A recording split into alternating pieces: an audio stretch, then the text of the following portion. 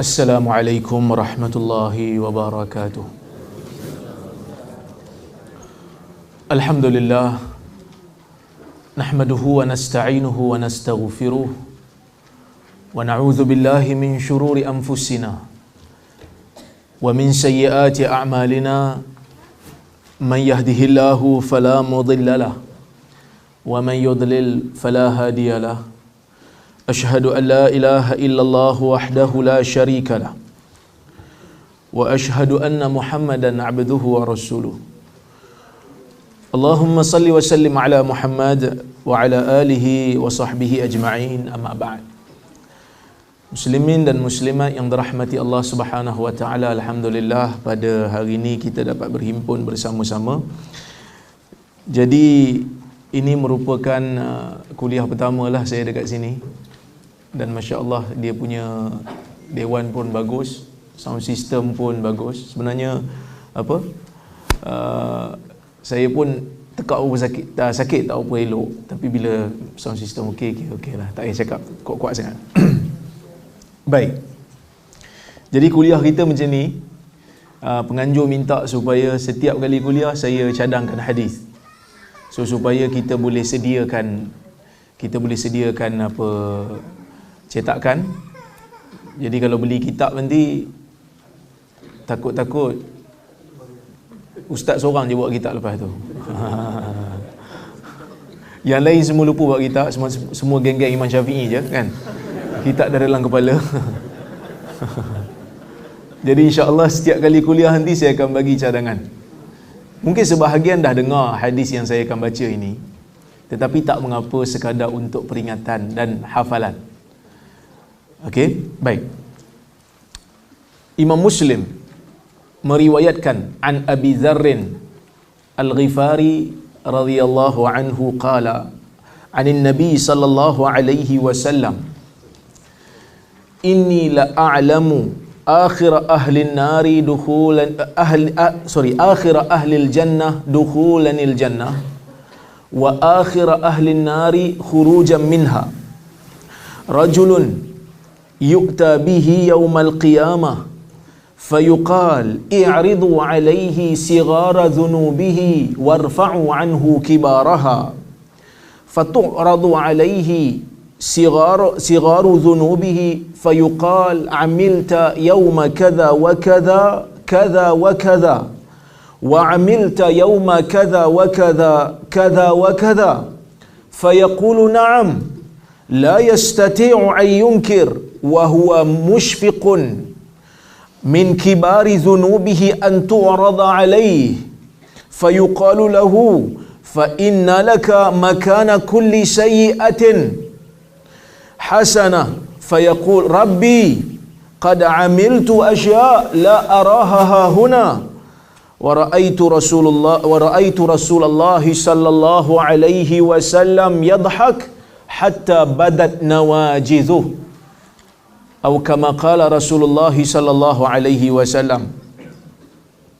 Dia ada matan ataupun teks yang tertinggal, ini kita panggil saqat. Biasalah dia ada kan, tapi dalam terjemahan dia insya-Allah. Baik, maksudnya daripada Abu Dzarr Al-Ghifari radhiyallahu anhu. Abu Dzarr adalah gelaran dia, kunyah dia. Nama sebenar dia Jundub bin Junadah. Jundub ataupun Jundab, boleh baca dua. Jundub pun boleh, Jundab pun boleh. Bin Junadah Al-Ghifari, daripada Bani Ghifar, yang mana Bani Ghifar merupakan satu kabilah yang perkampungan mereka terletak di antara Mekah nak pergi di antara Mekah nak pergi ke Madinah, di kawasan utara. Maka sebab itu ketika mana Abu Dzarr ni nak masuk Islam, seperti mana yang dinukilkan oleh Ibnu Abbas dalam Sahih Al-Bukhari, Ibnu Abbas bercerita daripada Abu Dzarr. Abu Dzarr kata ketika mana dia mendengar, masa tu dia kat perkampungan Ghifar lah, dia kata aku mendengar seorang lelaki yaz'am annahu nabi, mendakwa dirinya adalah nabi, iaitu Muhammad sallallahu alaihi wasallam. Maka aku pun mengarahkan saudara kandungku yang bernama Unais untuk pergi ke Mekah dan bawa cerita tentang Nabi ni. Bawa cerita tentang lelaki yang mengaku diri dia Nabi. Sebab Abu Dhar ni di zaman jahiliah, sebelum dia jumpa Nabi Muhammad pun dia tak nak dah sembah berhala ni. Dia tak suka. Jadi bila ada satu orang lelaki mengaku diri dia Nabi, dia rasa macam menarik juga ni. Dia suruh Unais pergi. Dia kata, kau pergi Mekah. Kau pergi Mekah, kau siasat orang lelaki ni. Dia kata dia Nabi. Jadi saudara kandung dia pergi sampai kat Mekah. Lepas tu dia balik. Bila dia balik, Abu Zar tanya, okey, apa pandangan kau? Apa cerita yang boleh kau bawa? So Unais kata, ya'muru bimakarimil akhlaq wa yaqulu qawlan ma huwa bisyair. Dia kata, laki ni dia suruh orang Mekah ni buat benda-benda yang termasuk dalam kemuliaan akhlak. Dan dia bercakap satu cakap yang bagus tapi bukan syair.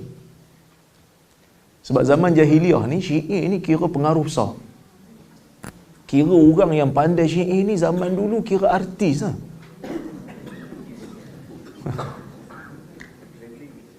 Dia ada pengaruh besar. Maksud zaman sekarang ni kira penyanyi lah kan.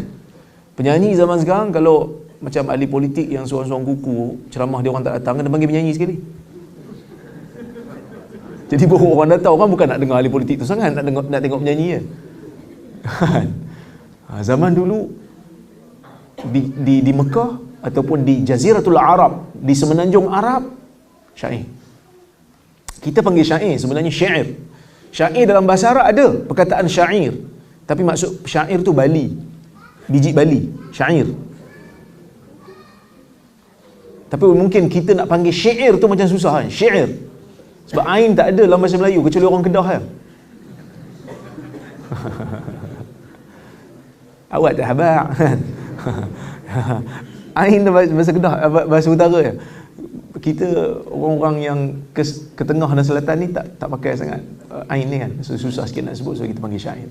Dia kata wa yaqulu qawlan ma huwa bisyair, dan dia berkata dengan satu perkataan yang bukan syair. Oh, Pak Ya dah sampai. Assalamualaikum Pak Ya. Jadi bila Unais cakap macam tu, Abu Zar kata, ma syafaitani, khabar yang kau bawa ni aku rasa tak puas hati lagi, rasa tak cukup. Aku suruh kau pergi bawa lah berita banyak sikit, tapi dia bawa cerita-cerita yang umum lah kan. Jadi maksudnya kalau setakat tu aku tahu, ataupun kalau setakat tu rasa tak cukup ya, akhirnya dia buat keputusan untuk pergi. Dia pergi sendiri, tapi dia pergi tu dia tak bagi tahu orang lah. Dia pergi senyap, duduk kat Masjidil Haram. Dia cari mana Nabi Muhammad masa tu. Hari pertama Ali nampak dia, hari kedua Ali nampak dia. Ali kata ka'anna ar-rajul gharib. Ini bukan orang Mekah ni kan. Sebab zaman tu kira Mekah bukan besar, Madinah pun bukan besar. Jadi kalau orang luar datang duduk di masjid, memang orang kenal dia bukan orang sini. Kita pun kalau kita selalu kan kenal lah jemaah masjid ni, tiba datang satu orang baru, bukan orang sini. So akhirnya Ali tanya dia. Sebab Ali bawa dia balik ke rumah, Ali tak tanya, Ali tumpang ke dia. Tapi bila tengok dah sampai berhari-hari pergi ke masjid, macam ada urusan tapi tak bagi tahu. Ali kata ada, mesti ada sebab. Ali tanya, kau nak jumpa siapa? Apa urusan kau datang ke sini? Dia kata, in katamta alayya ukhbiruk. Kalau engkau sanggup untuk sembunyikan apa yang aku bagi tahu ni, aku bagi tahu. Tapi dengan syarat lah, keep it secret.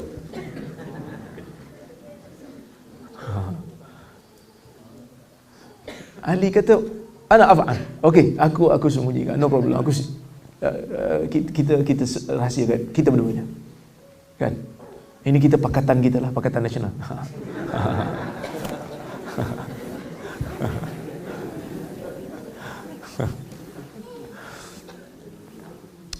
So dia pun bagi tahu, aku nak jumpa lelaki yang dakwa diri dia Muhammad.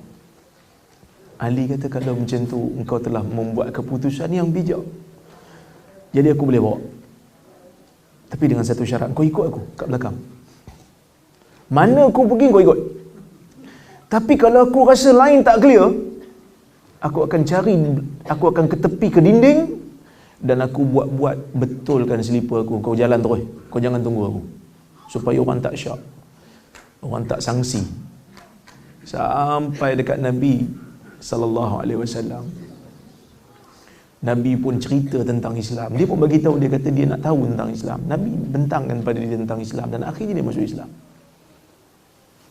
Akhirnya dia masuk Islam. Bila dia masuk Islam, tuan-tuan dan puan-puan, semangat dia nak bawa dan nak menyebarkan Islam tu tinggi.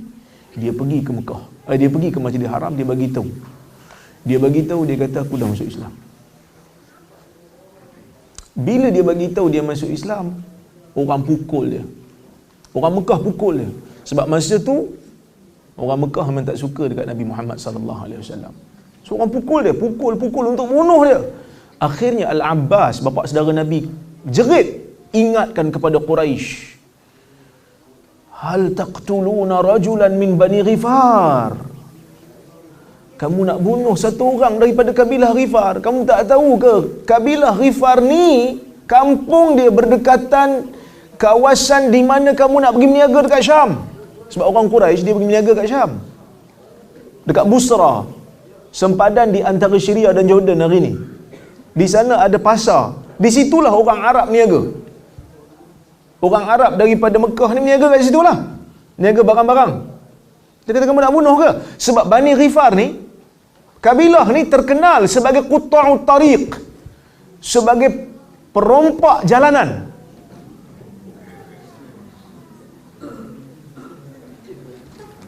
Jadi kalau kamu bunuh satu puak daripada Bani Ghifar ni, bahaya untuk kamu. Sebab kamu nak pergi ke Syam, kamu kena lalu kawasan tu. Macam orang nak pergi ke Kedah, kena lalu Perak dulu, kan? Kena lalulah Tanjung Malim. Betul, jangan bawa pasal dengan orang Tanjung Malim. Macam tu lah. Tapi nasib baiklah orang Tanjung Malim tu baik-baik belaka, kan? Orang buat apa kat dia pun dia tak lawan. Orang tak bagi kuliah pun dia dengar. Sebab dia bukan perompak jalanan. Baik. Hari kedua pun dia buat benda yang sama, dia kena pukul juga. Dia dah kena pukul hari pertama, hari kedua dia buat juga. Tapi Nabi pesan kat dia. Abbas juga halang, dan dia tak mati ya.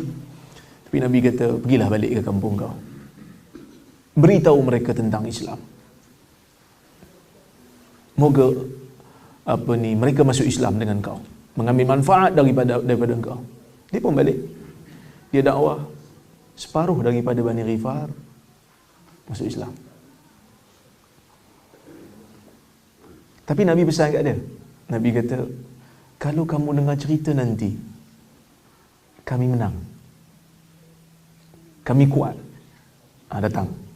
So, sebab tu Abu Dhar ni, lepas Nabi pindah ke Madinah, dia hijrah daripada kampung dia pergi ke Madinah. Dan daripada situlah Abu Dhar ni dikatakan melazimi Suffah. Kerana dia datang daripada perkampungan Bani Ghifar. Dia bukan orang Madinah, dia muhajirin lah. Dia orang yang berhijrah, meninggalkan kampung dia semata-mata kerana agama. Dan dia duduk di Suffah. Suffah ni, siapa yang dengar kuliah saya, ramai yang tahu Suffah. Ahli Suffah ni satu orang yang buang dunia semata-mata kerana nak ilmu untuk disampaikan pada kita. Miskin. Ada ahli Suffah yang bajunya selai je. Itu pun cukup-cukup je tutup kawasan aurat. Nak sujud terpaksa pegang ujung kain, takut terbuka. Sampai Datuk Anafiah, tahu tak Datuk Anafiah? Ha? Oh, Datuk Anafiah pergi Cambodia. Sampai Datuk Anafiah macam dia pelik, dia lepas kuliah, masa dekat setapak dia mari kat saya. Saya cerita dalam kuliah tu kan, baca hadis Riyadhus Salihin. Dia lepas kuliah dia kata, "Ustaz, saya pelik Ustaz, kalau selai je macam mana nak basuh? Lepas kalau dia basah baju tu nak pakai baju apa?" PTD macam tu. Orang bertakbir kan, dia pinjam lah baju orang lain, tapi nak kata baju dia cuma ada satu je.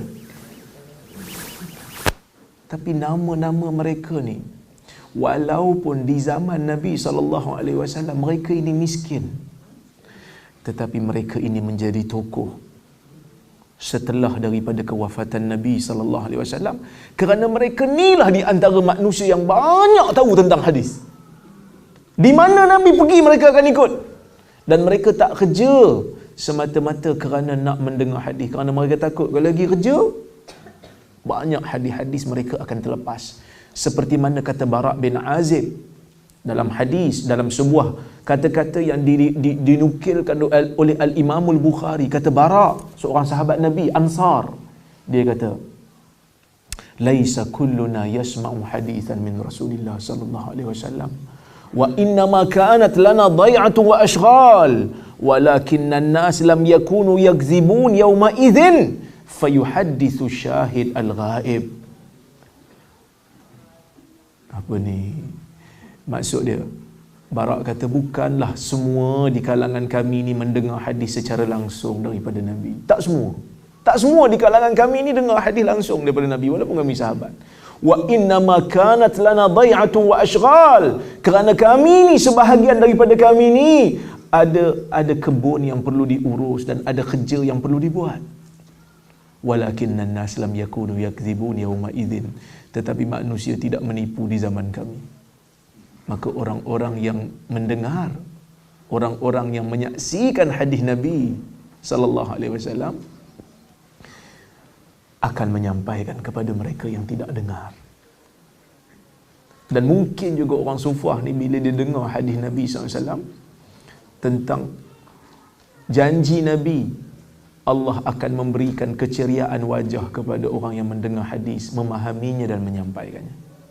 Seperti mana dalam sebuah hadis Nabi mengatakan, naddarallahu mra'an sami'a maqalati wa wa'aha wa hafidhaha wa addaha kama sami', farubba muballaghin aw'a min sami'.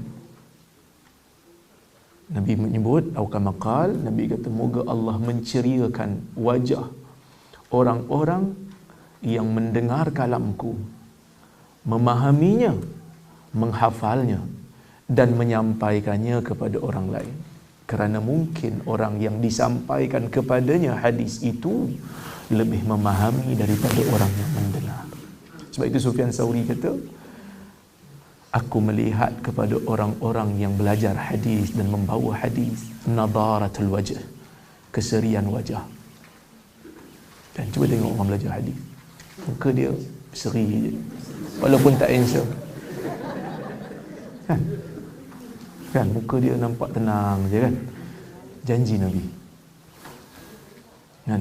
Jadi tak payah lagi Mekah 18 kali tu nak dapatkan aura tu kan, tak payahlah. Baik. Bukanlah tak payah, maksudnya bukanlah semestinya pergi Mekah dapat seri muka. Belajar hadis. Kalau kita tak ada duit kan, belajar hadis ataupun dengar kuliah hadis. Abu Dhar ni dia riwayat daripada Nabi sallallahu alaihi wasallam. Dia kata, Nabi kata, inni la a'lamu akhir ahli al-jannah dukhulanil jannah.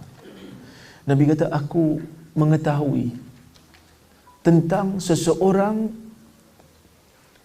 daripada kalangan umat yang paling akhir keluar daripada neraka dan masuk syurga. Dia paling last. So Nabi cerita dalam hadis ni tentang satu manusia yang ada iman dalam jiwa dia. Dia ni masuk neraka, dan dialah orang yang paling last keluar daripada neraka dan paling akhir masuk ke dalam syurga. Sebab Nabi kata, inilah a'lamu akhira ahlil jannah dukhulanil jannah. Orang yang paling akhir keluar daripada neraka dan masuk syurga, yang paling akhir dia lah. Nabi cerita tentang hari kiamat. Tuan-tuan dan puan-puan, hari kiamat ni rukun iman. Kena percaya adanya syurga, kena percaya adanya neraka. Dalam dunia ni ada benda Allah bagi tahu kat kita, dan ada benda Allah tak bagi tahu. Dan banyak benda Allah tak bagi tahu. Kan? Banyak benda Allah tak bagi tahu kita pun. Orang tanya kat saya, "Ustaz, dekat planet lain ada manusia lain? Ada tak Quran macam kita? Ada tak Nabi lain?" Saya kata, "Mana saya tahu?" Kan? Kita pun setakat dunia je lah kita duduk, planet lain tak nak pergi pun. Kan? Manusia jauh, paling jauh dia pergi pun bulan je. Itu pun ada yang sangsi yang betul dia pasal bulan. Kan? Allah tak bagi tahu. Mungkin ada, mungkin tak ada. Allah Taala tak bagi tahu. So kita tak payahlah ambil tahu kan. Kita buat kerja kita ya. Tapi dalam banyak-banyak benda yang Allah Taala tahu ni, terlalu banyak benda yang Allah Taala tahu ni, sebahagian benda dia bagi tahu kita. Antaranya kewujudan syurga dan neraka dan kewujudan hari akhirat yang dipanggil sebagai hari pembalasan. Untuk apa dia bagi tahu kita? Supaya kita ni dalam dunia ada arah tuju dan ada panduan. Supaya hidup kita ni ada arah tuju. Mana-mana manusia yang bagus, yang baik, pentadbir nak jadi pentadbir yang baik, dia mesti tahu ke mana arah tujunya.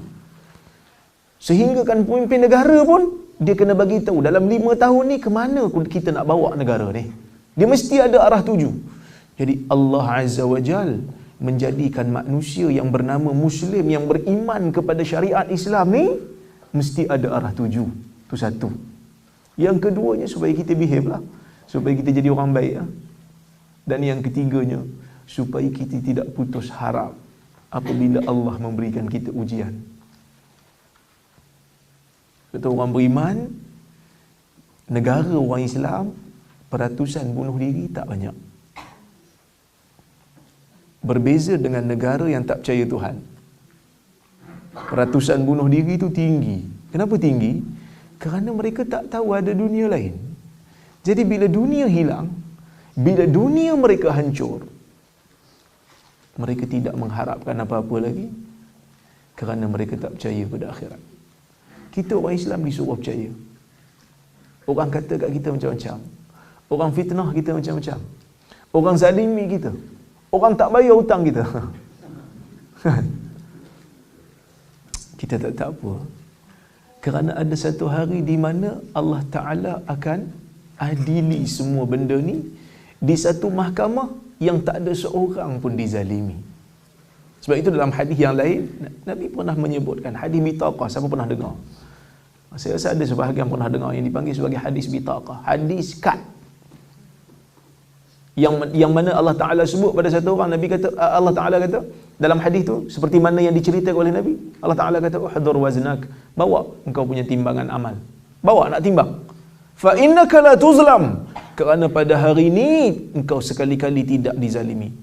Fa innahu la zulma alaika al-yawm. Pada hari di mana manusia dibangkitkan di padang mahsyar nanti, la zulm. Tidak ada satu pun kezaliman. Dalam dunia ni ada keadilan tetapi tidak mutlak. Ada manusia yang dapat, ada manusia yang tak dapat.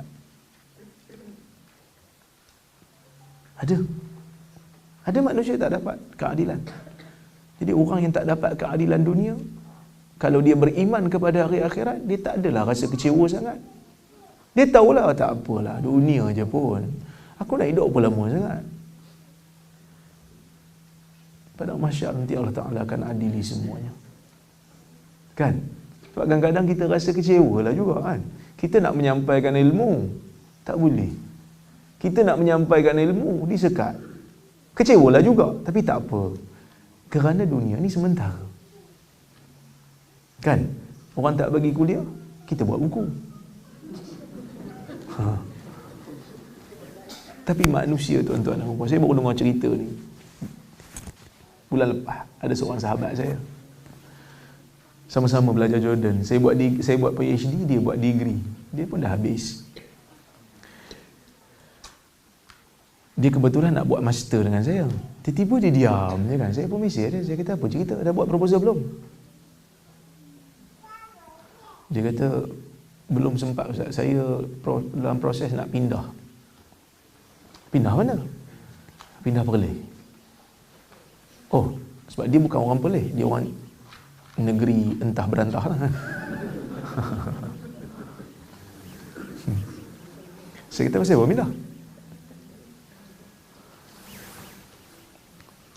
Dia kata, saya tak boleh dah kuliah kat sini. Oh, saya terkejut. Kenapa? Bukan. Dulu nampak ada je kuliah. Dia kata, saya ni ambil buku ustaz. Buku baru saya tu. 40 amalan mudah. Tuan-tuan ada beli?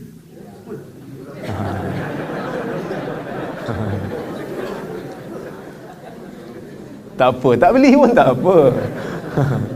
Saya tak ambil untung sangatlah buku tu. Sebab buku tu sebenarnya ada orang sponsor dia punya kos penerbitan dia tu. So tak ada masalah. Ada orang sponsor dia bagi saya sedikit dana. Dia kata, ustaz buat buku yang orang awam boleh pakai. Saya nak pahala ya. Saya tak ada masalah. Kan? So saya buat buku. Saya pakat dengan Ustaz Mustafa, dengan Ustaz Usaid. Kita buat buku. Saya syarahkan hadis-hadis terpilih. Buku amalan mudah ni maksudnya memang untuk orang awam, berdasarkan kepada hadis sahih. Semua hadis dalam tu. Adalah ulama kata sahih. Kalau orang tak setuju sahih pun, tak apa, ada ulama kata sahih. Bagi siapa yang dah baca dia tahulah. Kan? Dia ajar buku tu. Dia buat buku tu buat kuliah. Supaya nak ajak orang awam ni dekat dengan hadis. Dekat dengan amalan sunnah. Yang mudah. Bila orang buat kebaikan, cakap jazakallah khair. Itu sunnah. Kan? Bila makan, baca bismillah. Lepas makan, baca doa yang sahih. Memanglah, orang Melayu adalah baca doa lepas makan tu kan. Tapi yang tu ada khilaf sikit. Ada yang kata dhaif. Kerana ada seorang perawi dalam sanad dia tu yang dikatakan majhul, tidak dikenali. Tapi yang confirm sahih dalam Sahih Bukhari, saya bawa. Yang ni hafal dulu. Sebab ini sahih. Macam doa Nabi baca alhamdulillahillazi kafana wa arwana ghaira makfiin wala makfur. Lepas makan kita baca doa tu. Bukan panjang sangat pun. Alhamdulillahillazi kafana. Segala puji bagi Allah yang telah mencukupkan kita. Wa arwana, dan menghilangkan dahaga kita. Ghaira makfi, dalam keadaan kita rasa tidak cukup dengan nikmat Tuhan. Wala makfur, dan kita tak nak kufur dengan nikmat Tuhan. So yang ni sahih. So amal yang sahih dulu. Lepas tu kau nak baca yang dhaif-dhaif itu buatlah. Tapi yang sahih ni buat dulu. Kerana yang ini confirm pada Nabi punya. Dia ajar dalam kuliah. Tiba-tiba tauliah mengajar dia ditarik. Dan dia dihalang daripada mengajar. Itu berita dia pada saya lah. Dan akhirnya dia pindah ke Perlis. Saya rasa kalau tak suka dengan saya sekalipun, takkan tak suka dengan hadis sekali. Tak suka dengan saya tak apa. Kerana memang saya dah biasa tersakiti. Cik. Ini semua tengok Joker punya pasal ni. Tak apa, no problem. Tapi takkan tak suka kat hadis. Hadis adalah hadis. Kita tak suka dengan dia, tak apa. Tapi hadis yang dia bawa, kalau sahih terima. Bukankah Ali bin al-Madini sebut dalam satu nukilan dia kata apa?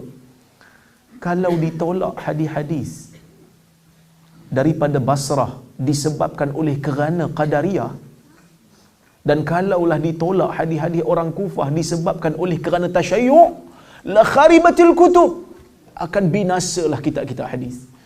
Maksudnya ulama hadis dalam bab menerima riwayat sangat adil. Walaupun orang tu terkesan dengan pemikiran Qadariyah, tapi bila dia bawa hadis yang sahih dan dia orang yang tidak bohong, kita terima. Kerana masalah akidah dia masalah yang berbeza daripada riwayat dia. Tak suka kat saya, tak apa. Tapi jangan tak suka kat hadis. Kita masalah. Tapi tak apalah. Kita rasa tak apa. Akhirat ada kan. Jadi kita relief. Duduk tak apa, akhirat ada, akhirat ada. Jadi Nabi cerita tentang akhirat ni sebagai terapi kepada umat Islam yang tidak mendapat keadilan di dalam dunia ni. Kan? Kita nak amal sunnah, tak nak amal bidah, tak jadi ahli sunnah. Nak jadi ahli sunnah dekat Malaysia ni sebahagiannya kena amal bidah, boleh jadi ahli sunnah. Tak? Ha? Dia bukan ahli sunnah ni. Pasal apa? Sebab dia tak terima bid'ah hasanah. Sejak bila bid'ah hasanah menjadi kriteria nak jadi ahli sunnah? Bid'ah hasanah ni kalau betul-betul dia bid'ah hasanah pun bukan wajib buat. Bid'ah hasanah wajib buat? Mana ada wajib? Kan tak wajib buat kan? Itu bukan kriteria nak jadi ahli sunnah. Satu orang dia amal semua sunnah, tiba-tiba satu bid'ah hasanah dia tak buat, terkeluar kepada ahli sunnah? Tak. Sahabat Nabi tak sambut maulid pun ahli sunnah sahabat Nabi. Lain macam ni. Bukan selalu dapat mikrofon dekat Kuala Lumpur ni kan.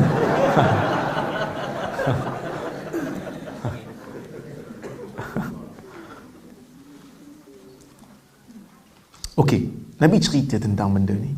Cuma hadis ni dia ada macam persamaan sikit dengan hadis yang satu lagi. Sebab Nabi cerita ada satu orang lelaki dalam hadis Abu Hurairah, ada seorang lelaki pun Nabi kata dia orang akhir juga keluar daripada syurga. Keluar daripada neraka dan akhir juga masuk syurga. Iaitu seorang lelaki yang mukanya dihadapkan ke neraka. Yang mana Nabi sebut dalam hadis tu, Nabi kata masa dia keluar daripada neraka tu, wajah dia tu muqbilun ala nar. Wajah dia tu dah keluar dah, tapi wajah dia masih pandang neraka lagi. Maksudnya mungkin azab dia tak habis lagi, sebab melihat azab itu sebahagian daripada azab juga. Maksud dekat-dekat nak habis lah tu. Jadi doa pada Tuhan dia kata, Rabbi isrif wajhi 'anil nar. Wahai Tuhan, palingkanlah muka aku daripada neraka ni. Fa innahu qad qashabani rihuha wa ahraqani zakauha. Kerana bau neraka ni menyakitkan aku dan bahang neraka ni membakar wajah aku. Dan dia doa Tuhan tanya kat dia, fa hal asaita in u'tita zalika an tas'alani ghairah? Ada tak kemungkinan kalau aku bagi kau benda yang kau minta ni, iaitu bila paling kan, kau nak minta benda lain lagi? La wa izzatika ya Rab, la. Tidak wahai Tuhan, demi keagunganmu aku tak minta benda lain lagi. Dia bukan sekadar kata tidak aja, dia siap sumpah lagi. Sebab masa tu dia dalam keadaan memang tak larat dah tengok neraka ni. Sebab tengok azab ni ada sebahagian daripada azab juga. Lepas tu dia pun bagilah perjanjian, buat perjanjian dengan Tuhan dia. Wa a'ta rabbahu mawathiqa wa min mawathiqa wa uhud. Dia pun bagi perjanjian. Tu Tuhan pun palingkan. Bila terpaling tengok, summa aqbala 'alal jannah. Kemudian dia tengok syurga kat ujung.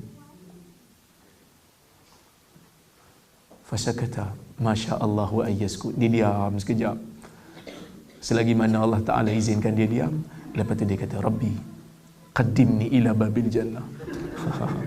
Wahai Tuhan, bagi aku dekat dengan pintu syurga boleh tak? Mungkin dia nak minta masuk, tapi dia rasa macam kalau minta masuk ni nampak gelojoh sangat pula kan. Minta yang minimum lah. Minta yang minimum, dia kata, wahai Tuhan, letakkanlah aku kat pintu syurga. Dia nak tengok syurga dekat, daripada jauh tu nampak, tapi nak pergi dekat, teringin nak pergi dekat. Tu Tuhan kata kat dia, ya wailaka ya bani adam ma aghdarak. Malang kamu wahai anak Adam, alangkah mungkirnya kamu pada janji. Bukankah kau dah bagi perjanjian tak nak minta benda lain lagi? Tuhan tanya. Dia pun doa, minta, doa, minta, doa, minta. Tuhan tanya, hal asaita in u'tita dhalika an tas'alani ghaira. Soalan yang sama Tuhan tanya, kalau aku bagi ni, kau minta benda lain lagi tak? La wa izzatika ya Rab. Dia kata tak. Demi keagunganmu aku tak minta benda lain lagi dah. Dia punya confident tu. Kan? Over confident. Tak nak minta. Nak duduk depan pintu je. Dia pun bagi perjanjian dengan Tuhan dia. Tuhan letak dia depan pintu. Bila depan pintu syurga tuan-tuan, infaqahat lahul jannah. Fara'a fiha minal habrati was surur. Dia dapat tengok depan pintu syurga. Dia kata, hebat syurga ni, nampak kegembiraan, nampak nikmat yang dia tak pernah tengok sebelum ni. Nak minta masuk, teringat perjanjian. Aku baru je buat kontrak tadi. Diam kejap, tapi tak tahan juga. Syurga kan, siapa boleh tahan? Jadi bila tu dia minta kat Tuhan dia masuk syurga. Tuhan cakap, alangkah malang kamu anak Adam. Alangkah mungkirnya kamu pada janji. Dia minta, akhirnya dia masuk. Bila dia masuk, dia tengok nikmat yang banyak,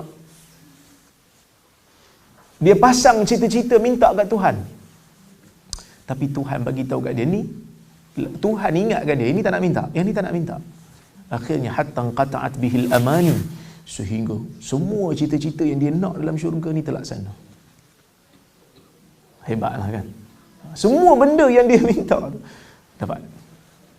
Itu satu orang. Yang ni satu orang. Jadi para ulama berbeza pendapat. Siapa? Adakah orang yang sama? Sebahagian kata orang yang sama. Cuma yang tu perawi sahabat cerita sebahagian, yang ni sebahagian. Orang yang sama. Ada yang kata tak, ni orang lain. Tu kalau orang lain siapa yang balik akhir? Mereka ni lah golongan yang terakhir. Kerana Arab dia macam tu lah. Dia bahasa dia. Orang yang paling akhir, maksudnya orang yang akhir-akhir lah keluar sekali. Tak semestinya seorang. Boleh jadi 2 orang. Boleh jadi 3 orang. Okey? Baik. Nabi kata yang paling akhir ni akan masuk ke dalam syurga, dan paling akhir ahli neraka yang keluar daripada neraka, seorang lelaki yang didatangkan dengannya pada hari kiamat.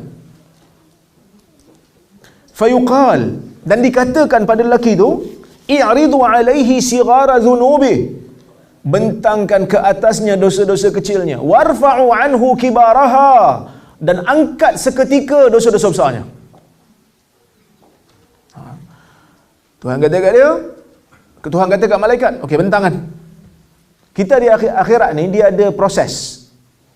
Ada waktu di mahsyar kita tunggu, ada waktu diberikan kitab, ada waktu dibentangkan amalan, ada waktu ditimbang.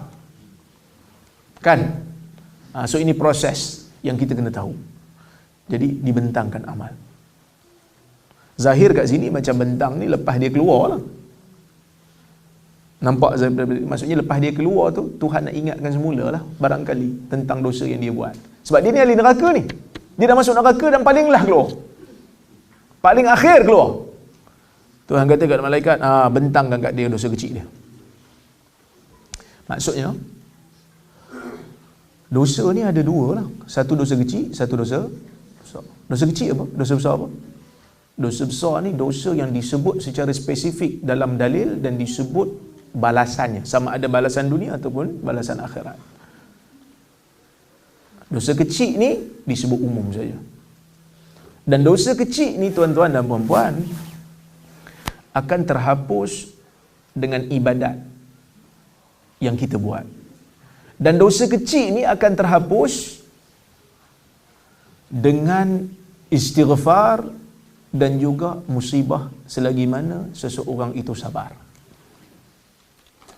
Tapi kalau dosa besar mesti hilang dengan taubat. Dihilangkan dengan taubat. Tak boleh dosa besar ni dihilangkan dengan semata-mata ibadat. Hanya beberapa saja ibadat yang boleh, macam haji. Kerana ada dalil yang khusus bagi tahu. Sebenarnya macam haji Nabi sebut kan, man hajja walam yarfath walam yafsuq raja'aka yaumin waladathu ummuh. Sebab itu ada dalil khas. Siapa yang buat haji dan dia tak berkata benda kotor, tak melakukan dosa, dia balik dalam keadaan seperti mana dia baru dilahirkan oleh ibu dia. Okay. Yang tu ada dalil khusus. Tapi secara umumnya yang lain dosa besar mesti dihilangkan hanya dengan taubat. Tanpa taubat tak hilang. Tapi dosa kecil akan hilang dengan ibadat. Contoh macam hadis yang Nabi sebut dalam sebuah hadis, Nabi kata apabila salah seorang daripada kamu keluar daripada rumah dia, kan? Dia keluar daripada rumah dia, lam yukhrijuhu ilal masjid illa salah. Dia keluar daripada dia nak pergi masjid. Tujuan dia memang nak pergi masjid. Tapi dia fa ahsanal wudu. Dan dia memperelokkan wuduknya, kemudian dia keluar ke masjid dengan tujuan nak pergi masjid. Lam yakhtu khutwah illa rufi'at bihi darajah wa hutta anhu sayyi'ah. Kama qala. Dia pergi ke masjid, setiap langkah tu akan mengangkat darjat dia, dan setiap langkah tu akan menggugurkan dosa dia. Dosa apa? Dosa kecil ya. Okey. Jadi lelaki ni Allah Ta'ala perintahkan bentangkan dulu dosa kecil dia. Angkat dulu dosa besar dia. Fatu'radu alaihi sigharu dhunubi. Maka dibentangkanlah dosa kecil dia. Bila dia bentangkan, fayuqal amilta yawma kadha wa kadha kadha wa kadha, pada hari sekian-sekian engkau telah melakukan sekian-sekian. Wa amilta yauma kadza wa kadza kadza wa kadza, dan engkau telah melakukan pada hari sekian-sekian sekian-sekian. Maksudnya Allah bagi tahu kat dia secara detail. Pada hari sekian-sekian kau buat benda ni. Pada hari sekian-sekian kau buat benda tu. Fayaqulu na'am. Dia kata ya. La yastati' an yunkir. Dan dia tak mampu untuk bantah. Kenapa tak mampu untuk bantah? Sebab benda tu memang dia buat. Dalam hadis Bitaqah, Nabi SAW bercerita tentang seorang lelaki juga. Yang tu di padang mahsyar. Belum lagi masuk neraka. Di padang mahsyar, Allah Ta'ala tanya kat dia.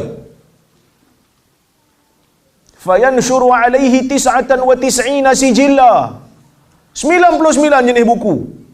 Kullu sijillin mislu maddil basar. Satu kitab amal tu sejauh mata memandang dia punya besar.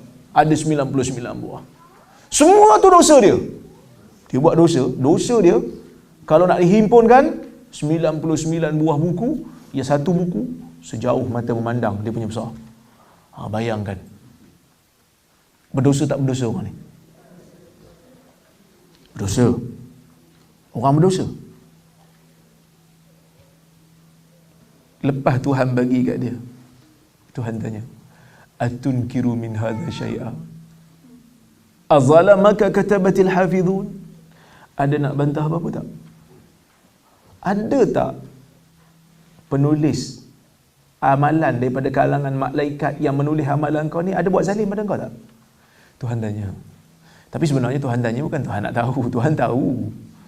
Tapi sekadar nak bagi tahu kat dia, keadilan Tuhan itu bukan hanya adil pada ilmu Allah, tetapi adil juga pada pandangan manusia. Pada ilmu Allah, Allah tu memanglah adil. Tapi pada pandangan manusia, kadang-kadang tak dirasai kalau tak diberi peluang. Mungkin kalau Tuhan tak tanya kat dia, dia kata bagilah aku ruang untuk bantah. Mungkin bantahan tu tak valid pun, tapi dia nak hak tu. Kan? Jadi Tuhan bagi ruang supaya keadilan Tuhan itu bukan hanya pada ilmu Tuhan, tetapi dirasakan juga oleh makhluk. Orang bersalah ni, 99 buah buku ni. Tu Tuhan tanya kat dia, kau nak bantah apa tak? Dia kata lah, nak bantah apa? Semua detail. Dan di hari akhirat nanti ni, pembentangan ni sangat-sangat detail. Semua benda akan direkod. Kan?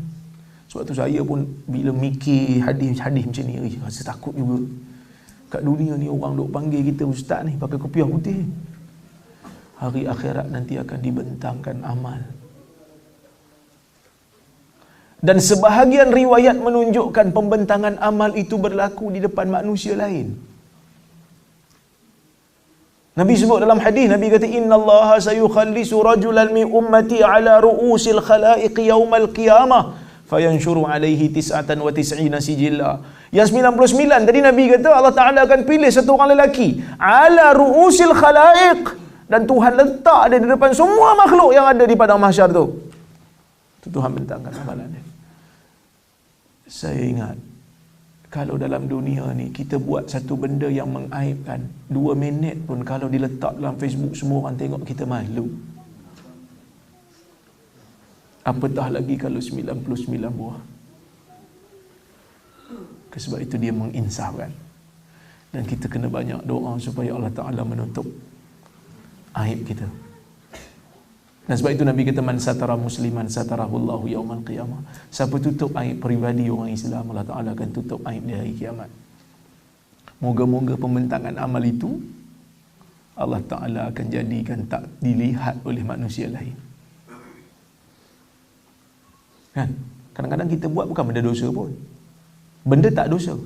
Tapi kita buat satu benda, tiba-tiba terakam pula. Dan disebarkan. Contohlah saya bagi. Kan? Kita dalam kereta ni tak ada buat apa kan. Sambil dengar radio, dia kata lagu ni bagus lah. Kan? Teringat pula zaman muda-muda dulu. Kita pun headbanging. Kepiah atas kepala kan. Sampai terjatuh kopiah tu kan. Orang rakam. Bukan dosa kita buat kat orang pun, ni kita buat sendiri je ni dalam kereta. Orang rakam. Rora, headbanging. Kan? Letak kat Facebook. Kan? Ataupun dengar lagu, lagu ni sedap lah, sangat sesuai untuk korek hidung waktu ni. Dia pun korek hidung, bagusnya korek, bagusnya dalam kereta. Masa tengah lampu isyarat merah kan. Bagusnya korek, tengok orang sebelah tengok. Dia pun tengah pegang handphone. Peace. Letak kat Facebook. Rora membijih. Benda tak berdosa, tapi kita malu tak? Malu. Bayang kalau amalan kita dibentangkan dan ia adalah dosa. Saya takut, dan kita semua kena ada rasa takut. Jadi Tuhan kata, bentangkan dulu dosa kecil dia. Dan bagi tahu. Dia kata, aku tak mampu nak bantah. Aku tak mampu nak bantah apa? Semua benda detail. Dan mungkin sebahagiannya dia tak pernah ingat. Bila dia tengok dalam ni, lah betul lah. Betul aku buat. Ingat dia. Memanglah ingat orang tukang tulis kan. Wa huwa mushfiqun min kibari dhunubihi an tu'rada alaihi. Dia pun takutlah dosa-dosa besar dia akan dibentangkan pada dia. Sebab dosa kecil pun begitu detail, dosa besar dia takut. Kan? Bila dosa besar dia takut, Tuhan kata kat dia, fayuqal inna laka makanu kulli sayyi'atin hasanah. Bagi engkau setiap kejahatan yang kau buat itu ada kebaikan. Maksudnya dosa besar tak dibentang, tapi Tuhan bagi tahu ganti. Maksudnya setiap dosa yang dia buat tu gantian pahala. Jadi macam mana berlaku macam tu? Ulama ada dua pendapat masa mensyarahkan hadis ni. Pendapat yang pertama, mereka mengatakan orang ni dia bertaubat. Maksudnya sebelum dia mati dia sempat taubat. Tapi problemlah juga, kalau dia taubat macam mana masuk neraka? Kan? Orang taubat masuk neraka tak? Mungkin dia ni dosa dia ada banyak dan dia bertaubat daripada separuh dosa dia. Dia tak taubat semua. Kerana di sisi ahli sunnah, bertaubat pada sebahagian dosa dikira sah. Maksudnya, kalau dia katalah dia ni minum arak pun dia, zina pun dia, na'udzubillah. Kan? Apa lagi? Judi pun dia. Lepas tu dia kata, saya ni ustaz, saya nak taubat dengan dua dululah. Yang minum arak ni saya nak minum lagi. Dan dia taubat sungguh, boleh. Kalau dia betul-betul nak bertaubat daripada dua dosa ni, boleh.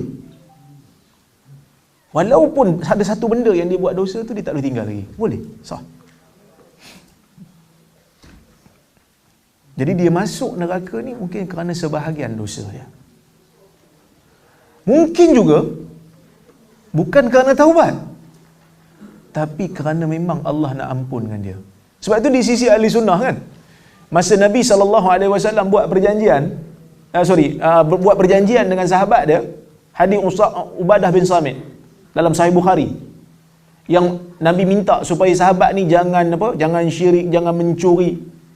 Bayi'uni ala alla tusyriku billahi syai'a wa la tasriqu wa la taznu wa la taqtulu auladakum wa la ta'tu bi buhtanin taftarunahu baina aydikum wa arjulikum wa la ta'saw fi ma'ruf faman waffa minkum fa ajruhu 'ala Allah wa man asaba min dhalika syai'a fa'uqiba fid dunya fa huwa kafaratun lah wa man asaba min dhalika syai'a fasatarahu Allah fa huwa ila Allah in syaa'a 'aqabahu wa in syaa'a afa anhu. Hadis Bukhari. Ubadah bin Samit kata, satu hari Nabi ni cakap waktu dia dikelilingi oleh beberapa orang sahabat dia, Nabi kata, berjanjilah dengan aku, jangan melakukan syirik pada Allah, jangan mencuri, jangan berzina, jangan bunuh anak, jangan fitnah orang, jangan ingkari perkara-perkara yang ma'ruf, jangan bantah kalau benda tu baik.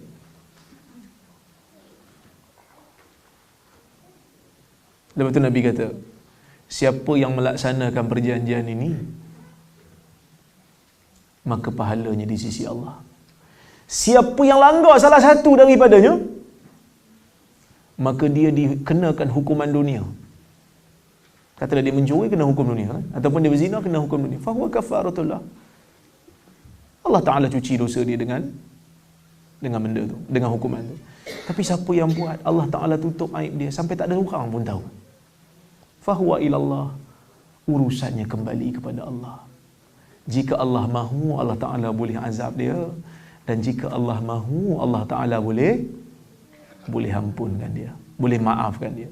Jadi sebab itu ahli sunnah ni, kita akidah kita, mana-mana orang yang berdosa, kita panggil ashabul kabair, orang-orang yang melakukan dosa, kalau dia mati, kita tak boleh kata confirm dia ni ahli neraka ni. Tak boleh. Selagi mana tak ada dalil yang menjadikan, yang menamakan dia dengan khusus, kita tak boleh kata. Dan kita kena kata, dia urusannya kembali kepada Allah. Tapi kita jangan salah-salah faham. Kadang-kadang orang ni dia salah faham. Akidah ahli sunnah tidak memutuskan seseorang itu ahli syurga atau ahli neraka tanpa dalil yang khusus. Kalau dalil sebut nama dia secara spesifik dalam hadis, dia ni dalam neraka, dan kita kena bagi tahu dia dalam neraka lah. Kan? Tapi kalau nama dia tak ada disebut secara spesifik, macam orang zaman ni lah, mana ada nama disebut, kan? So yang tu kita tak boleh kata dia ahli neraka secara spesifik, tak boleh. Kita kena kata kembali, urusannya kembali pada Allah. Jika Allah mahu, Allah Ta'ala boleh azab. Jika Allah Ta'ala mahu, Allah Ta'ala boleh ampunkan. Tapi bukan bermakna kita tak boleh menghukum salah perbuatan dia yang confirm salah. Boleh faham? Kita kena beza dua benda. Satu yang tak boleh, putuskan dia ahli syurga atau ahli neraka tanpa dalil yang spesifik. Itu satu. Itu tak boleh. Tapi benda salah dia buat, boleh kata salah tak? Boleh salah, boleh kata salah. Yang kau buat ni salah ni. Kita dah terbalik sekarang ni. Bukan terbalik lah, kita borong, pukul rata. Satu orang pergi umrah pakai baju perempuan. Salah tak? Salah. Kena bagi tahu salah tak? Kena bagi tahu salah. Sebab apa salah? Sebab Nabi bagi tahu salah. Nabi melaknat golongan-golongan yang lelaki yang menyerupai perempuan, dan golongan perempuan yang menyerupai lelaki. Salah, kena bagi tahu. Hang buat ni salah. Hang lelaki ke perempuan? Dengar suara pun tahu lelaki. Kan Maha Suci Allah. Semua benda boleh tukar jadi perempuan. Suara tak boleh. Setakat ni suara masih tak boleh sembunyi. Walaupun dia kata tulen bang. Tapi aku tahu jauh di sudut hatimu engkau lelaki.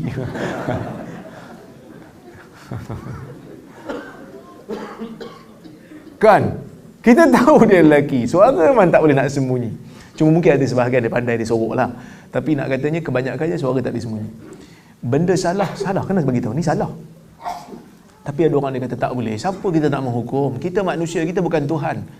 Tak, kita bukan nak hukum dia keputusan dia ahli syurga ahli neraka. Kita nak bagi tahu benda yang kau buat ni salah. Dan bukan kita nak jadi Tuhan. Tuhan bagi tahu benda ni salah. Nabi bagi tahu benda ni salah. Jadi kita dah jadi salah faham sekarang ni. Dah jadi macam satu orang tak boleh kata orang lain salah walaupun benda tu clear salah. Satu orang curi duit kita, lepas tu kita tangkap dia. Pasal apa kau curi duit aku? Salah benda ni. Jangan jadi Tuhan. Siapalah kita nak kata benda ni salah? Kau curi duit aku, salah lah mangkuk. Benda yang confirm salah dengan nas kena bagi tahu salah lah. Orang rasuah itu salah, orang salah guna kuasa itu salah, orang mencuri salah, orang pakai baju perempuan, kau dia lelaki pun salah. Tapi dia ada neraka ke? Belum tahu. Tu kena hati-hati. Dia ada tiny line, maksudnya ada garis halus yang kadang-kadang orang terlepas pandang. Benda salah kena bagi tahu salah, tapi dia ahli neraka ahli syurga itu bukan urusan saya, kerana syurga dan neraka bukan saya punya, dan saya pun tak tahu pengakhiran hidup saya bagaimana. Cuma Nabi SAW mengarahkan kita untuk buat kerja amar ma'ruf dan nahi mungkar. Nampak benda mungkar kena cegah, Nabi yang suruh. Bukan untuk jadi Tuhan, bukan untuk buat kerja Tuhan, tetapi untuk membersihkan environment negara Islam. Sebab tu Nabi tak suka orang buat dosa. Nabi tak suka dosa, Nabi tak suka. Tapi Nabi lagi bertambah benci orang yang buat dosa dan berbangga dengan dosanya dan menzahirkan, tambah menceritakan dosanya kepada orang lain dalam keadaan berbangga-bangga, yang dipanggil al-mujaharah bil dhunub wa bil ma'asi. Orang yang menzahirkan maksiat dia ataupun orang yang menceritakan maksiat dia dalam keadaan berbangga. Ni bahaya, kita kena bantah benda ni. Bukan kata di Mekah saja, di sini pun kena bantah. Saya tak tahu, seolah-olah macam ada kecenderungan, tendensi untuk kata kita kena terima benda ni. Sebab tu kadang-kadang dalam filem pun ada watak lembut, dalam lawak pun ada watak pondan. Kita kena bantah. Golongan ni menjadi-jadi. Lepas tu dia kata, kalau, betul ada juga yang kata, ada juga yang kata, tak tahu, saya pun tak tahu mana logikanya. Dia kata, kalau betul benda tu salah, dah mesti kena panah kilat. Tak kena panah kilat pun, Mekah mana ada hujan nak kilat-kilat. Satu, yang keduanya, Abu Jahal duk Mekah pun tak kena panah kilat. Jangan baca mastika banyak sangat.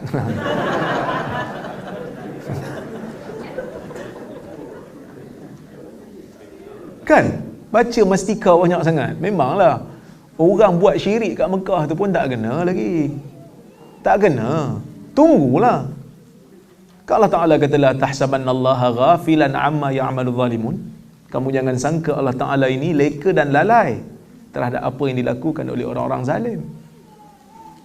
So hati-hatilah. Kadang-kadang saya pun tengok kan. Betul Ibn Hajar kata bahaya bagi orang yang buat dosa. Bahaya bagi orang yang buat dosa. Lepas tu dia rasa tak apa, aku selamatnya, insya-Allah tak masuk neraka. Bahaya. Itu ujub.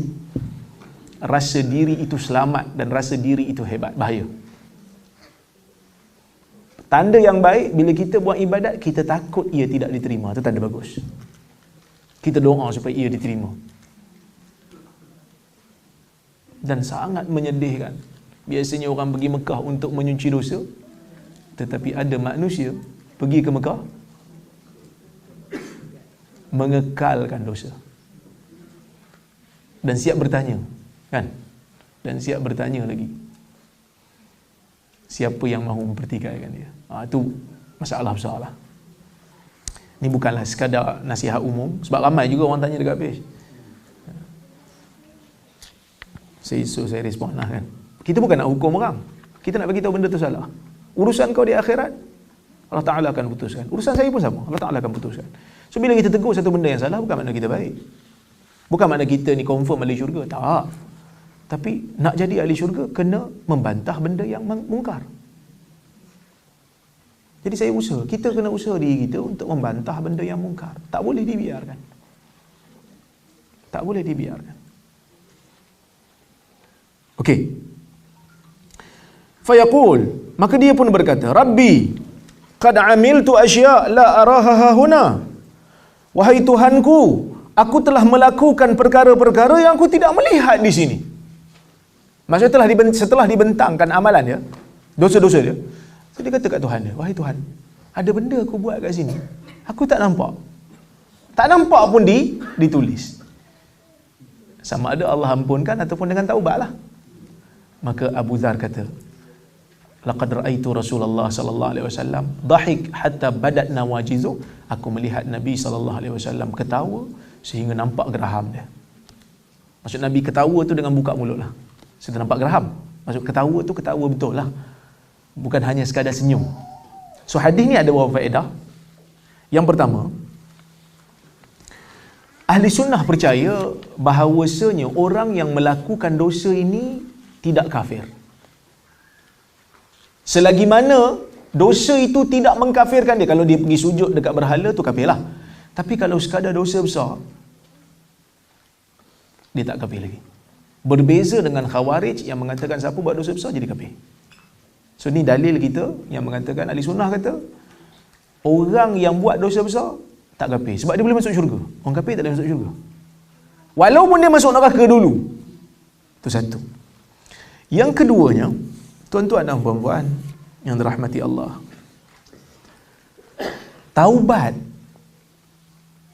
menghilangkan dosa. Bahkan bukan hanya taubat menghilangkan dosa, taubat juga menggantikan dosa yang kita buat menjadi pahala. Dalam ayat Quran surah Furqan, Allah Ta'ala kata, illa man taba wa amana wa amila amalan saliha fa ulaika yubaddilullahu sayyiatihim hasanat. Kecuali mereka-mereka yang bertaubat, beriman dan beramal saleh, mereka itulah manusia yang Allah Ta'ala gantikan dengan pahala. Dosa mereka tu diganti dengan pahala. Cuma mufassirin, golongan tafsir, ulama-ulama tafsir, sebahagiannya macam cuba untuk mentakwil ayat Quran ni. Dia kata, macam mana dosa ganti pahala ni? Dosa kita satu bakul tu terus convert jadi pahala. Ada yang kata, tak kot. Macam mana dosa tu boleh tukar jadi pahala? Kalau dipadam saya tak apa. Maksud ada satu kantung dosa, dengan taubat dia jadi hilang.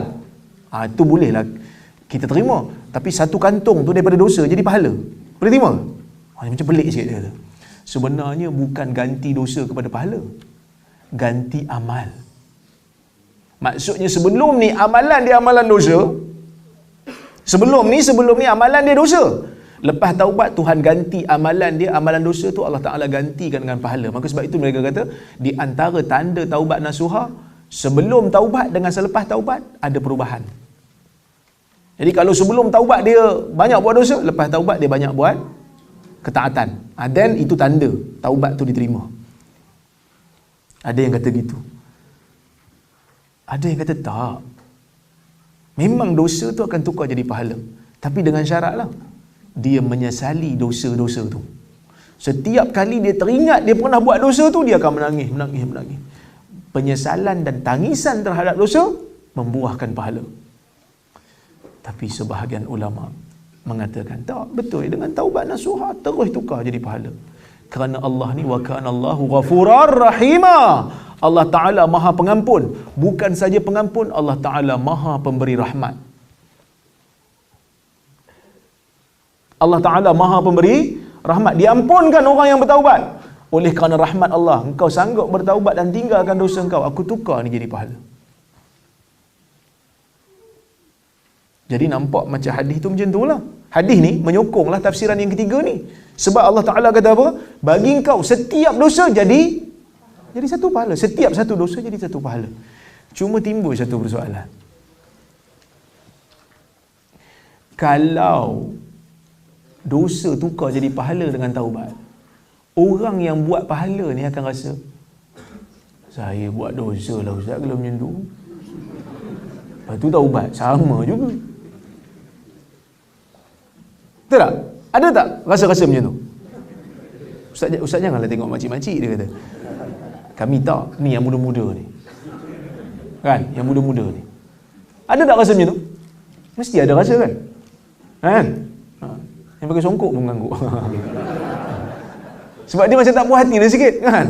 Saya ni banyak buat pahala ni, tiba-tiba orang buat dosa dengan taubat terus tukar jadi pahala. Dia tak sama sebenarnya. Mana sama? Sebab apa tak sama? Ni nak bagi tahu ni. Orang buat dosa, satu dosa dia buat, Tuhan tulis berapa? Satu. Orang buat pahala, satu pahala dia buat, Tuhan bagi berapa? Paling kurang 10. Al-hasanatu bi'ashri amsalha ila 700 dhi'fin ila adha'afin kathirah. 10, mungkin 700, mungkin lebih lagi. Jadi kalau dia buat pahala berganda. Kalau dia buat dosa berganda tak? Tak berganda. Dengan taubat, dosa yang tak berganda tu ditukar jadi pahala. Maksudnya pahala yang ada tu betul-betul seperti mana dosa. So dia tak ada gandaan. Orang yang buat pahala daripada awal, dia tak buat dosa, pahalanya berganda-ganda. Sama tak? Tak sama. Allah Ta'ala tu maha adil. Dalam neraka pun tak sama azab. Dalam neraka yang orang jahat-jahat belaka tu pun tak sama. Ada orang paling bawah sekali, munafik. Ada orang azab dia ada paling ringan. Seperti mana kata Nabi SAW, Abu Talib, azab antara yang paling ringan. Kenapa paling ringan? Kerana adilnya Allah. Walaupun di tempat azab, Allah Ta'ala tetap memberi azab tak sama. Takkanlah sama orang taubat yang buat dosa sebelum ni dengan orang yang memang struggle nak buat ibadat. Tak sama. Jadi faham? Kenapa Allah Ta'ala tukarkan jadi pahala? Untuk tarik orang-orang yang buat dosa ni supaya kembali pada Tuhan. Bahkan para ulama meluaskan lagi. Dia kata bukan hanya sekadar orang bertaubat, bahkan orang yang bukan Islam pun kalau dia masuk Islam, Allah Ta'ala akan gantikan dengan pahala. Supaya dia ada rasalah tertarik. Nak bayar saman, bagilah diskaun. Kan ada kan? Kempen bayar saman, 50% diskaun. Oh, orang bayar. Tak bayar juga kan? Tak bayar sebab apa? Sebab dia hanya kata rebate, kena bayar juga. Tapi kalau katalah, mari bayar saman, semua saman tu akan ditukar menjadi voucher.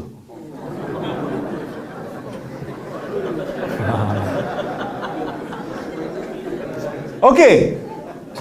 Berebutlah Pak Haji pun cari balik saman masa naik ke motor kapcai tu. Mana saman saya? Sebab tukar jadi voucher. Saman RM50, tukar jadi voucher, dapat RM50 cash.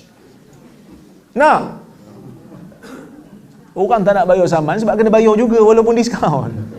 Tapi sebab itu kerajaan manusia, kerajaan Allah mana macam tu. Kerajaan Allah ni pemberi rahmat.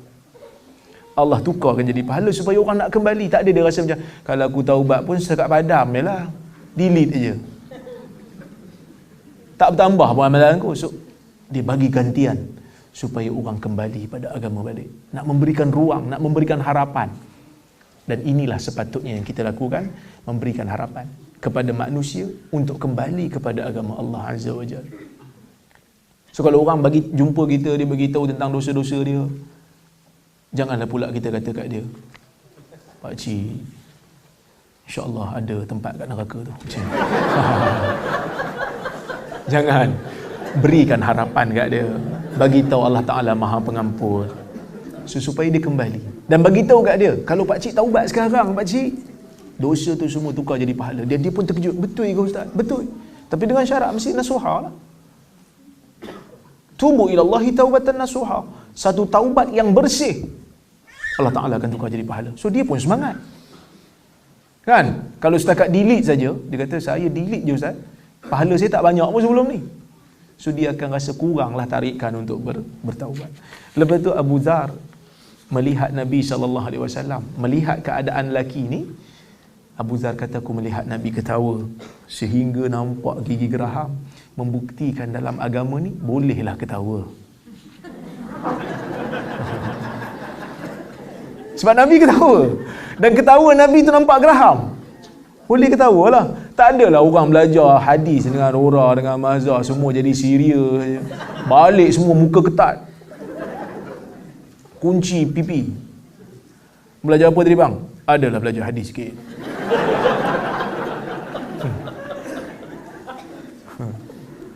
Kan? Lepas tu isteri dia buat lawak, dia pun tak gelak. Isteri tengok, oh bad mood lelaki aku ni, tak gelak pun. Lepas sejam baru gelak. Bini terkejut, gelak apa bang? Saya tak tahan dah ni, sejam dah saya tahan. Saya gelak juga. Kerana manusia yang normal tu, ada waktu dia perlu ketawa, ada waktu dia senyum, ada waktu dia kecewa, ada waktu dia marah. Semua tu di bawah kawalan Islam letakkan adab. Boleh ketawa, tapi jangan banyak sangat. Kerana kasratul dhahak yumit, fa inna dhahak iyyakum wa kasratul dhahak. Hati-hati kamu jangan banyak ketawa. Fa inna dhahak yumitul qulub. Kerana banyak ketawa boleh mematikan jiwa. Sikit-sikit okeylah. Sikit-sikit okey. Baik, wallahu subhanahu wa ta'ala a'lamu bissawab. Cukuplah tu 11.30. Ha? Ada soalan?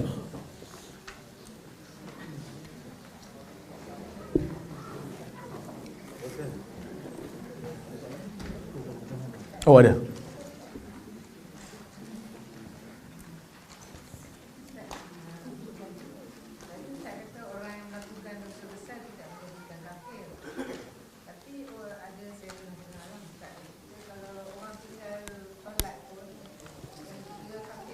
Okey.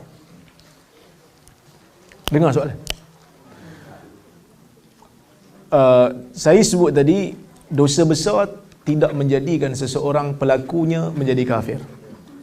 Tapi kalau solat macam mana? Ada ustaz kata jadi kafir? Okey. Saya kata begini. Saya sebut tadi, kena perhati betul-betul. Saya kata, dosa besar secara umumnya tidak menjadikan seseorang kafir kecuali sebahagian saja. Seperti mana sujud di depan berhala yang ada dalil spesifik, dan kita kata kafir. Itu kena faham dulu. Okay. Contohnya macam dia mencela agama, mencela Tuhan, mencela Nabi, itu kafir. Sepakat kafir. Ada sebahagian dosa yang ulama khilaf, kafir ke tak? Mengkafirkan ataupun tidak? Seperti salat. Seperti salat. Salat ni yang ulama khilaf ni sebab ada hadis yang mengatakan orang yang tinggal salat dengan sengaja ni kafir. Man taraka salata muta'ammidan faqad kafar. Sesiapa yang meninggalkan salat secara sengaja maka telah kafir. Ada lagi riwayat-riwayat yang lain menyebutkan kafir. Oleh kerana itu ulama berbeza pendapat. Sebahagian ulama, bahkan ramai juga di kalangan ulama-ulama salaf seperti Ayyub As-Sakhtiyani dan seumpamanya, mereka mengatakan siapa yang tinggal solat memang kafir.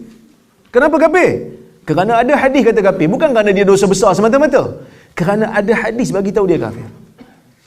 Cuma ulama yang kata kafir ni mereka berbeza pendapat. Yang kata kafir ni tinggal berapa solat boleh jadi kafir. Ada yang kata tinggal lebih pada 3 dan ke atas. Ada yang kata tinggal terus, tapi tinggal 1 tak jadi kafir lagi. Ada yang kata tinggal 1 pun kafir.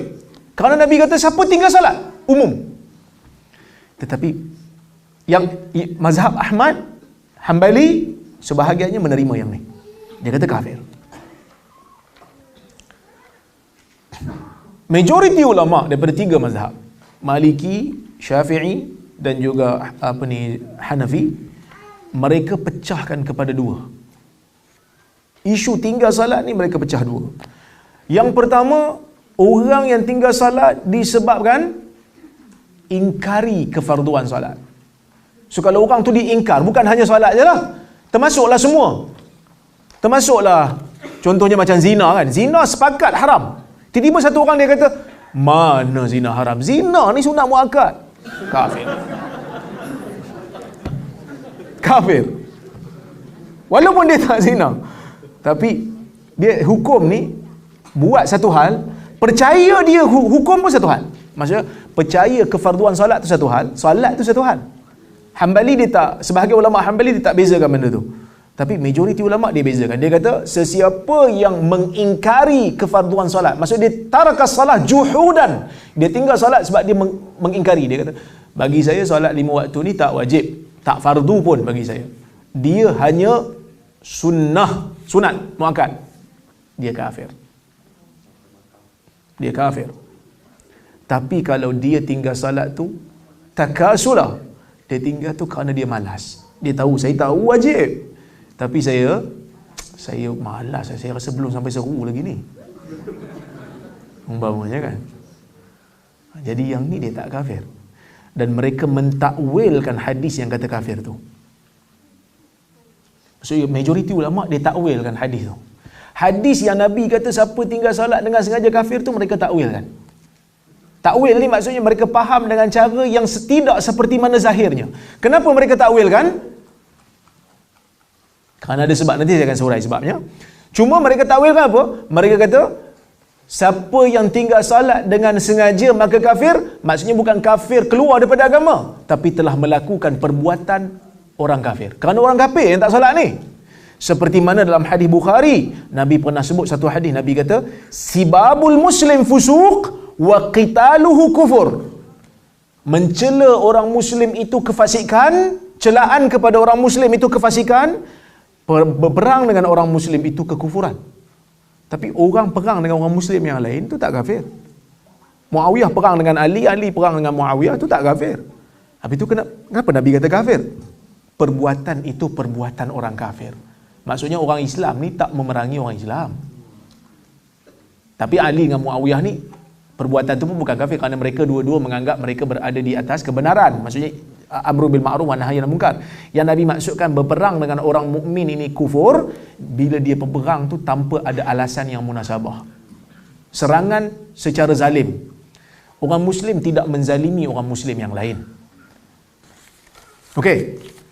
Jadi kenapa mereka takwil? Kerana di sana ada hadis yang menunjukkan ada manusia yang tidak beramal langsung dan tak sempat beramal. Bila bertaubat dan mati tetap diterima sebagai orang Islam. Pernah dengar hadis 9 orang yang bunuh 99 orang tu? Kan? Hadis yang bunuh 99 orang tu kan dia nak taubat. Lepas tu dia pergi jumpa dengan tukang rahib kan, dia pergi jumpa dengan tukang ibadat. Tanya, boleh tak taubat? Dah bunuh 99 orang? Dia kata tak boleh. Dibunuh seorang tu. Yang jawab tu oleh kerana jawapan dia tak menarik, dibunuh. Jadi hati-hati nak jawab soalan ni. Kau tak pasal-pasal kan? Cukup 100. Bila 100 tu, dia pergi tanya orang alim. Orang alim tu kata boleh. Lepas tu dia kata intaliq ila ardi kadha wa kadha. Hadis ni tuan-tuan tahu, pernah baca kan? Ustaz-ustaz kita selalu baca. Dia kata pergilah ke bumi sekian-sekian, fa inna biha unasan ya'budunallah fa'budillaha ma'ahum. Pergi ke tempat sekian-sekian kerana di sana ada manusia yang menyembah Allah, pergi sembah Allah bersama mereka. Dia pun keluar, fantalaqa hatta idza nasafat tariq atahul maut. Dia keluarlah, dengarlah cakap Tok Syekh. Bila dia keluar je sampai pertengahan jalan dia mati. Fakhtasamat fihi malaikatur rahmah wa malaikatul adab. Bergaduhlah malaikat rahmat dengan malaikat azab. Sebab apa bergaduh? Sebab confuse dia ni. Orang jahat, malaikat azab akan bawa roh dia naik ke langit. Orang baik, malaikat rahmat yang akan bawa roh. Dia ni baik ke jahat?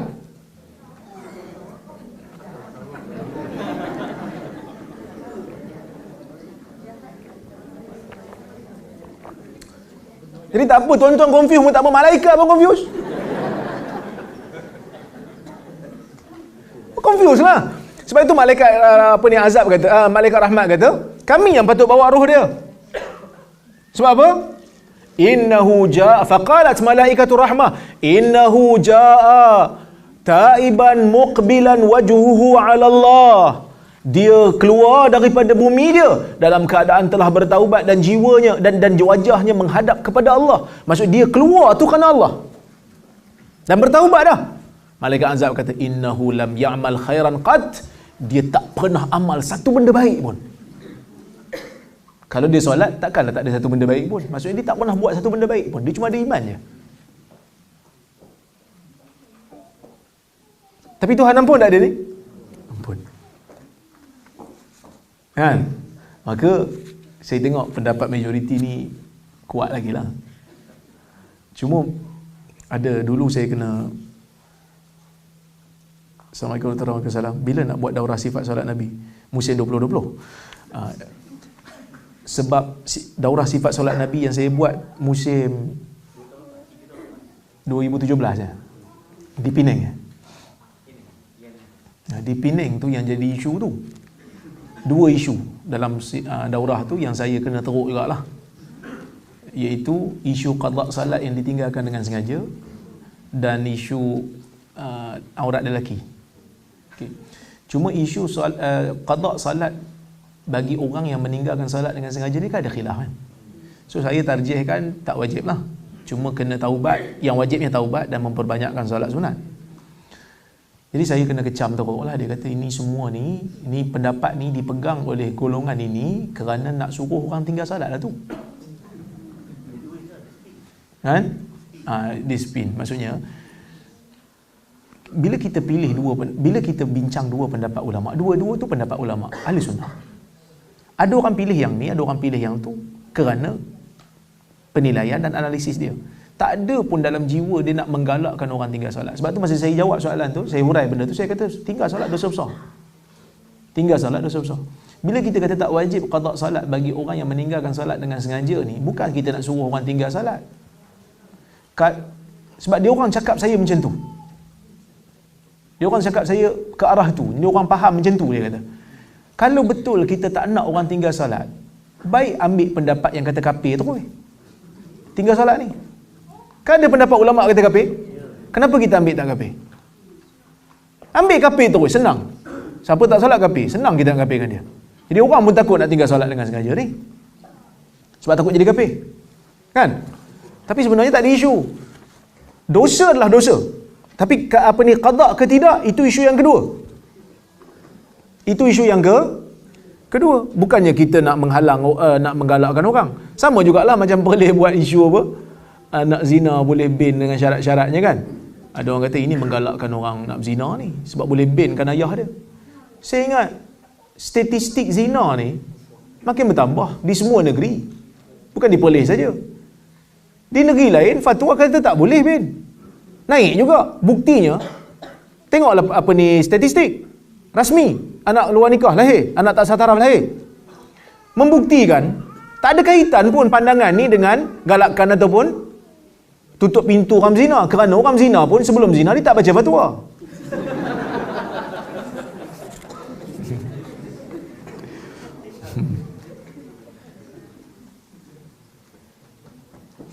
Bagaimana cara terbaik untuk membetulkan kepercayaan ibu dan ayah tentang perkara yang Nabi tak buat, seperti kenduri tahlil dan maulid Nabi?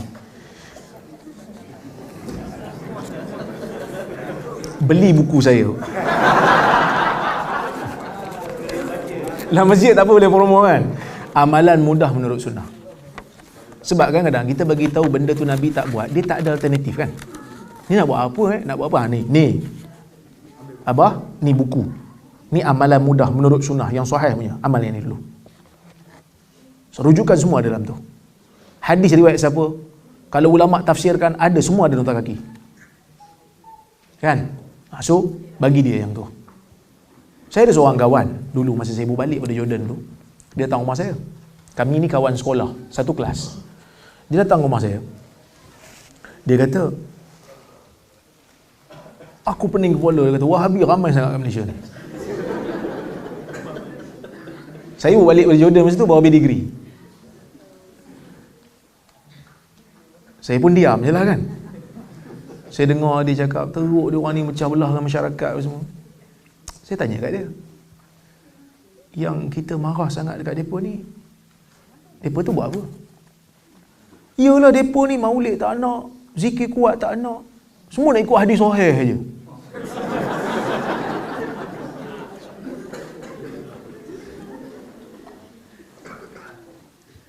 Saya cakap kat dia, saya kata, orang nak ikut hadis sahih ni bahaya tak? Dia hidup dia kata aku ni nak buat yang sahih dulu. Bahaya tak? Apa bahayanya?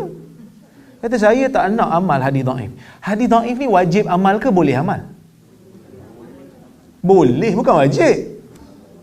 Boleh amal, itu pun dengan syarat. Dia kata saya tak maulah amal dengan hadis dhaif, saya buat yang sahih dulu. Bahaya tak? Apa bahayanya? Masya Allah, ni ejen Yahudi ni sebab amal hadis sahih je. Baguslah Yahudi macam tu. Suruh amal yang sahih. Setahunya Yahudi ni memang tak nak yang sahih-sahih ni kan. So, dia akhirnya dia fikir. Saya kata, kalau dia nak amal yang sahih je, biarlah dia. Tak bahaya pun. Sebab benda tu memang daripada Nabi. Takkan Nabi ajar benda bahaya. Dia kata, pecah lah masyarakat kita. Tak pecah pun. Cuma dia tak amal zikir kuat-kuat. Kita amal lah zikir kuat kalau kita nak amal yang kuat. Dia tak amal yang kuat. Dia buatlah amalan dia. Yang kita sakit hati dengan dia pasal apa? Kan dia solat, umpamanya, tangan dia letak atas dada. Kalau dia pegang pada pendapat tu. Dia kacau kita. Dia letak atas dada kita ke? Tak. Dia letak atas dada dia. Lainlah kalau dia solat letak tangan atas dada kita. Dia duduk belakang kita. Allahu Akbar, letak tangan kita pun. Aku nak letak kat mana ni?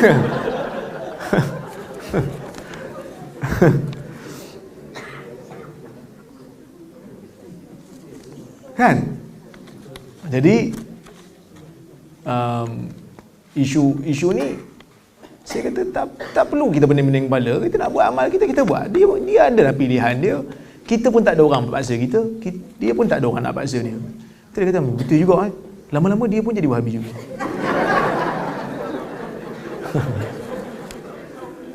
Sebab kadang-kadang bukanlah Wahabi kan.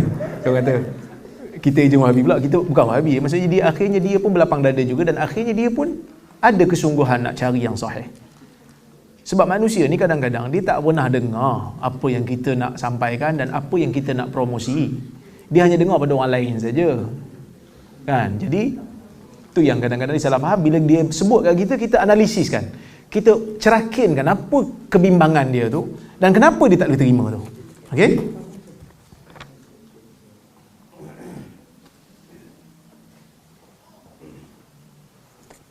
Adakah zikir perlu dilaksanakan pada kadar ditentukan atau dilaksanakan sebanyak mana yang boleh?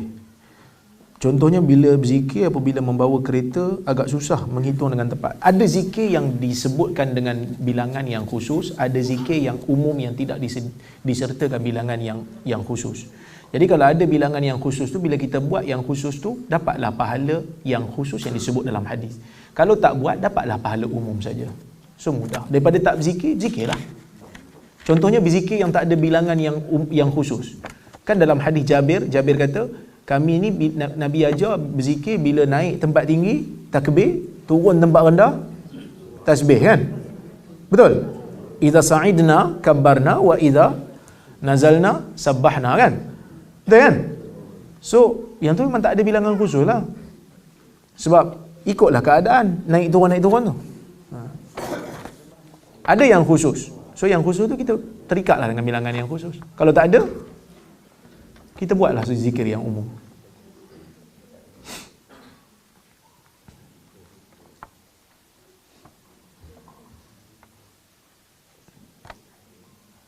Jika kita takut Allah tidak terima amalan kita, bagaimana kita nak selarikan dengan hadis yang mengatakan aku bersama pandangan hamba-Ku?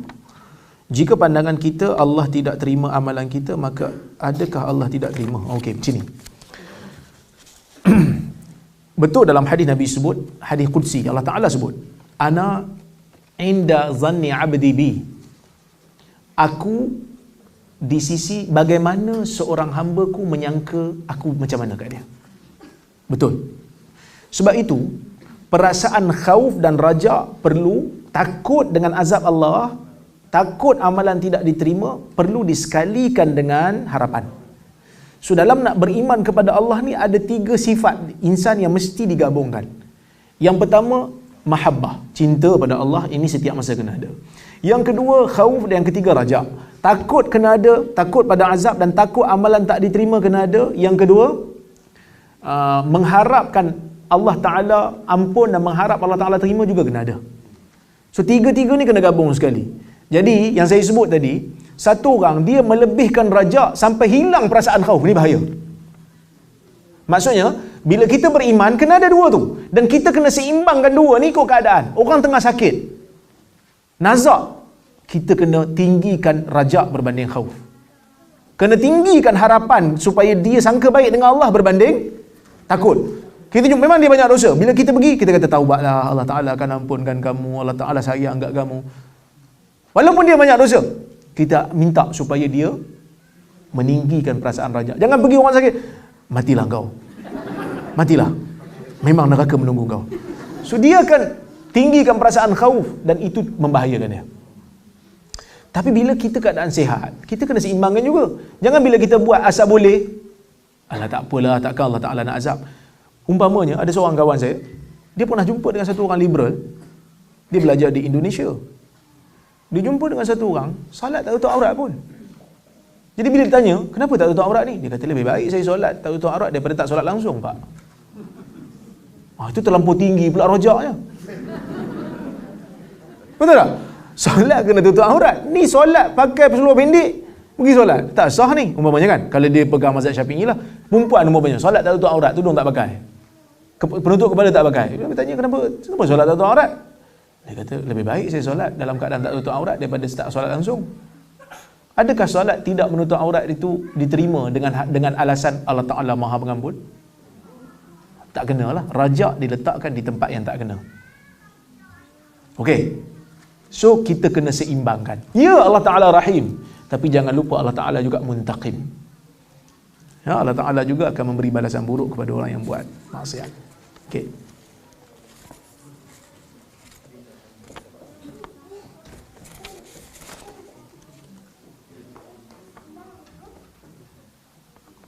Sekiranya seseorang meninggal dan dikuburkan di luar negara misalnya, apakah hukum untuk anak-anak atau kaum keluarga untuk menziarah kubur kerana sukar atau jauh? Menziarahi kubur adalah sunnah. Secara umumnya sunnah. Maksudnya Nabi sebut dalam sebuah hadis, Nabi kata,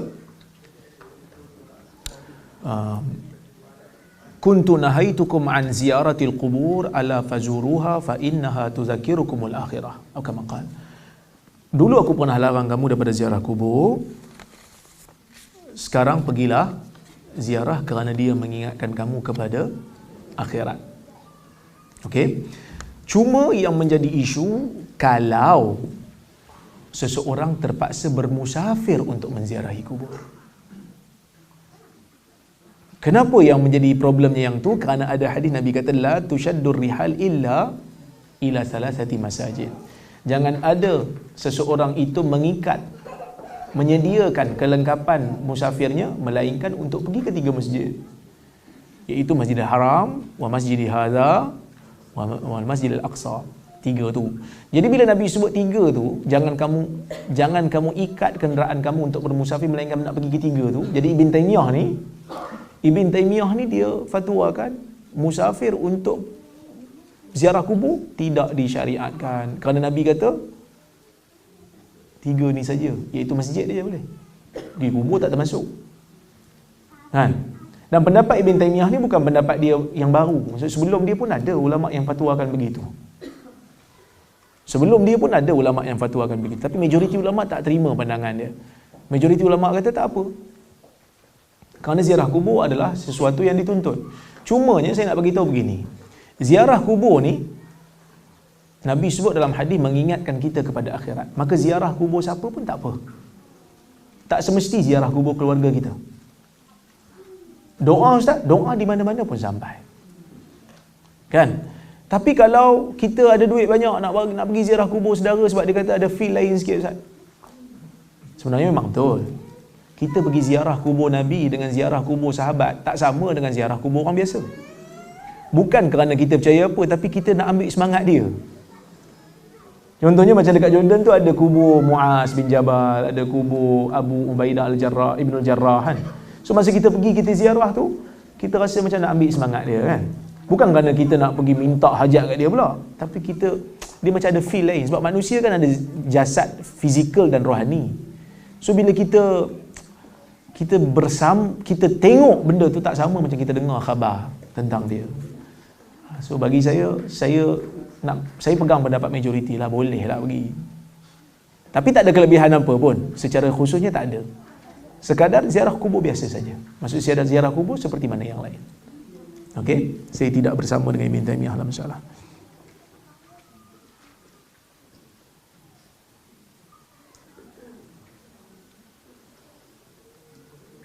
Sahih ke hadis Jibril memasukkan tanah ke dalam mulut Firaun? Ni ada riwayat.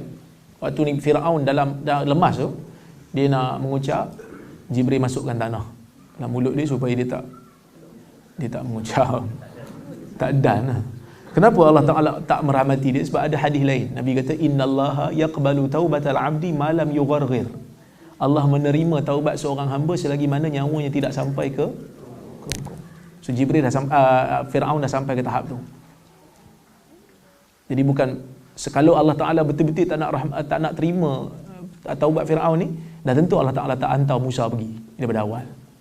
Tapi dia ni beriman setelah tamat tempoh waktu. Seperti mana orang yang nak bertaubat setelah terbitnya matahari daripada barat. Kan? Dah disebutkan dalam hadis. Jadi bila lepas tempoh limit baru nak beriman, lambatlah. Lambat.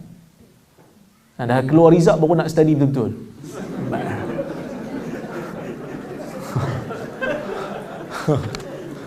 Kan? Lambat lah. Dah keluar rizak dah. Dah nampak dah. Sebab manusia ni bila dah nazak, dia dah nampak dah tempat dia. Di syurga atau neraka. Masa tu baru nak beriman. Dah kau nampak. Sebelum ni, kau tak nak beriman pun. Kau pelekehkan Musa lagi ada lah. Dia kata, ya Haman ibni li sarhan la'alli ablughul asbab as-samawat la'alli attali'a ila ilahi Musa. Kan? Siap masa Nabi Musa berhujah dengan dia kata, Haman, pergi bina tangga ke langit, aku nak panjat nak tengok Tuhan Musa kat langit. Kerana aku menyangka dia menipu. So dia troll Musa. Kan? Dia menganjing Musa. Dia camdek Musa kan. Allah Ta'ala tak terima. Boleh ke membaca doa iftitah ketika imam sudah membaca surah Fatihah? Yang ni ulama beza pendapat. Sebagai ulama menganjurkannya. Dia kata kalau imam tengah baca Fatihah, kita baca doa iftitah kalau kita terlambat. Hambali mengatakan tidak.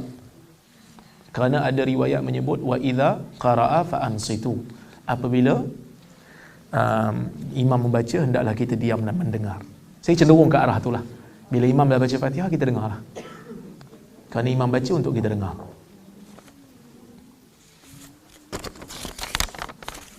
Banyak ni.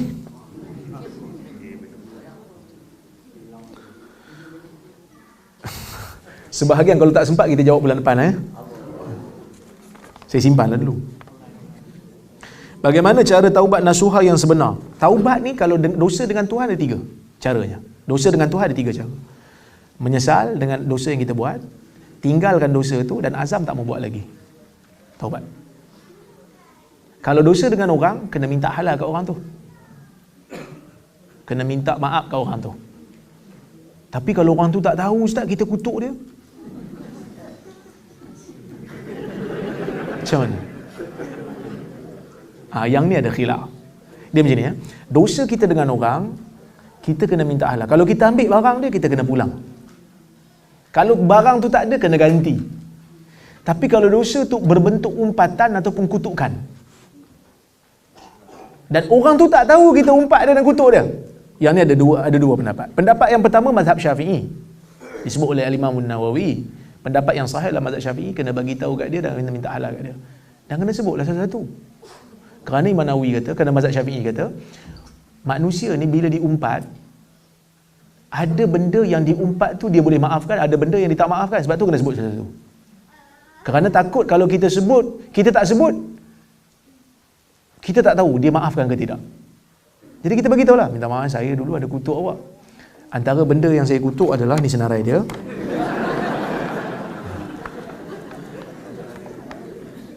So kena sebut.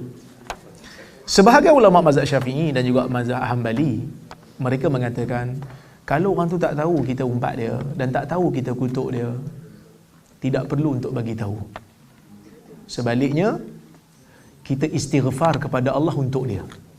Dan kita puji dia dengan pujian yang betul ada pada dia, pada tempat di mana kita pernah kutuk dia. Siapa nak tukar mazhab? Dah buat ni semua nak tukar mazhab kan? Saya ingat yang kedua ni agak lebih praktikal lah. Tapi yang pertama lebih berhati-hati sebenarnya. Kan? Jadi berhati-hati sebenarnya. Yang pertama tu kalau boleh buat, okey lah. Tapi kalau kita pun percaya dengan kita bagi tahu secara umum, mengeruhkan keadaan lagi, so kita istighfar lah kepada Allah untuk dia. Ya Allah ampunkan dia, Ya Allah rahmati dia. Lepas tu di mana tempat kita pernah kutuk dia, kita sebutlah kebaikan dia. Innal hasanat yuzhibna sayyiat. Kerana kebaikan menolak keburukan, memadamkan keburukan. Okey. Boleh? Samalah isu kita umpat ataupun kita fitnah dia. So kita kena bagi tahu balik apa yang saya bagi tahu kat dia tu. Contoh kita tulis kat Facebook kan, saya pernah fitnah dia, yang ni fitnah, dia adalah satu orang yang baik, sebut kebaikannya. Tapi kalau kita nak bagi tahu tak apa. Ramai juga orang datang kat saya, bagi mesej dekat page, salam lepas kuliah, ada. Saya minta maaf ustaz, saya kutuk kat ustaz macam-macam. Tapi saya tak nak tahulah. Kalau saya punya cara, saya tak nak tahu. Kerana kita boleh maafkan dia tanpa kita tahu. Satgi dia bagi tahu satgi, Dia lain kan? Okey. Apa pandangan ustaz tentang lepat? Lepat apa ni? Ubi ke pisang?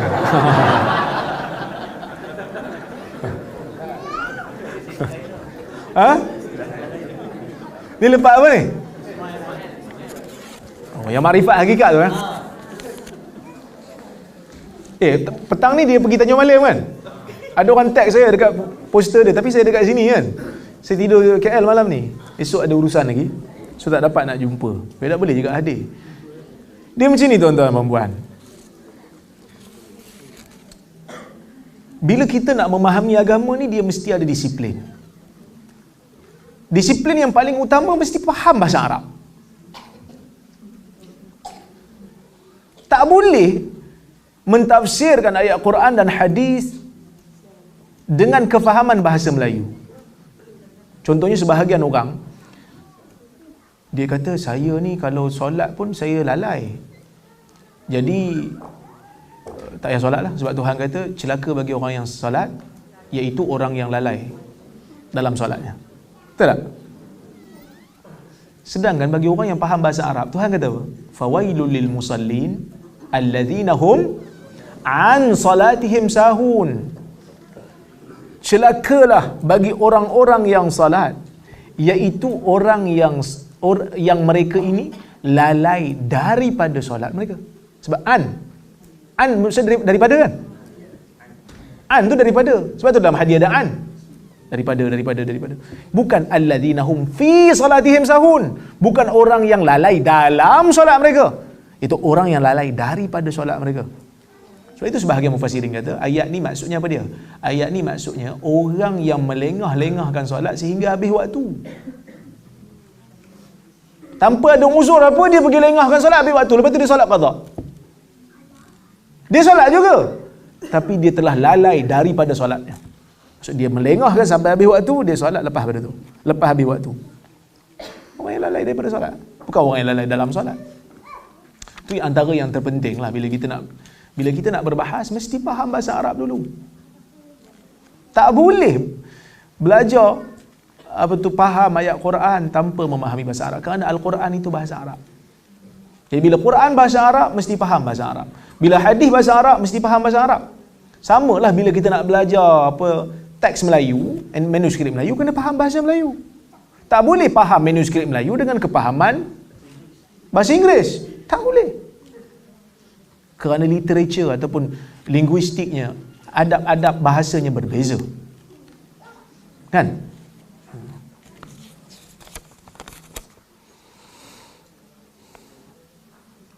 Saya kerap puasa Isnin Khamis. Adakah bertepatan? Ya, sunnah.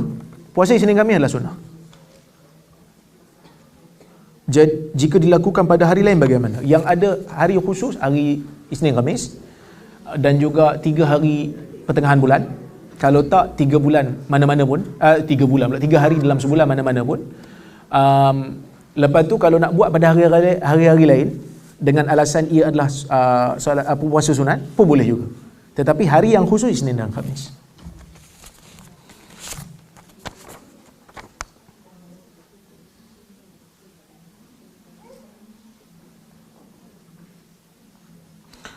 Hadis riwayat Muslim, tiada satu amalan yang dapat menyelamatkan kamu daripada api neraka melainkan Allah menyelimuti kamu dengan rahmatnya. Bolehkah hadis ini melengkapi huraian hadis yang doktor huraikan tadi? Ya. Bahkan bukan untuk lelaki ni saja. Untuk semua manusia. Untuk kita pun, untuk Nabi pun. Dalam hadis tu Nabi kata, la yunjiya ahadakum amaluhu. Tidak ada satu orang pun yang amalnya boleh menyelamatkan dia daripada neraka. Wala anta ya Rasulullah. Sahabat tanya, walaupun kamu ya Rasulullah. Wala ana, walaupun aku.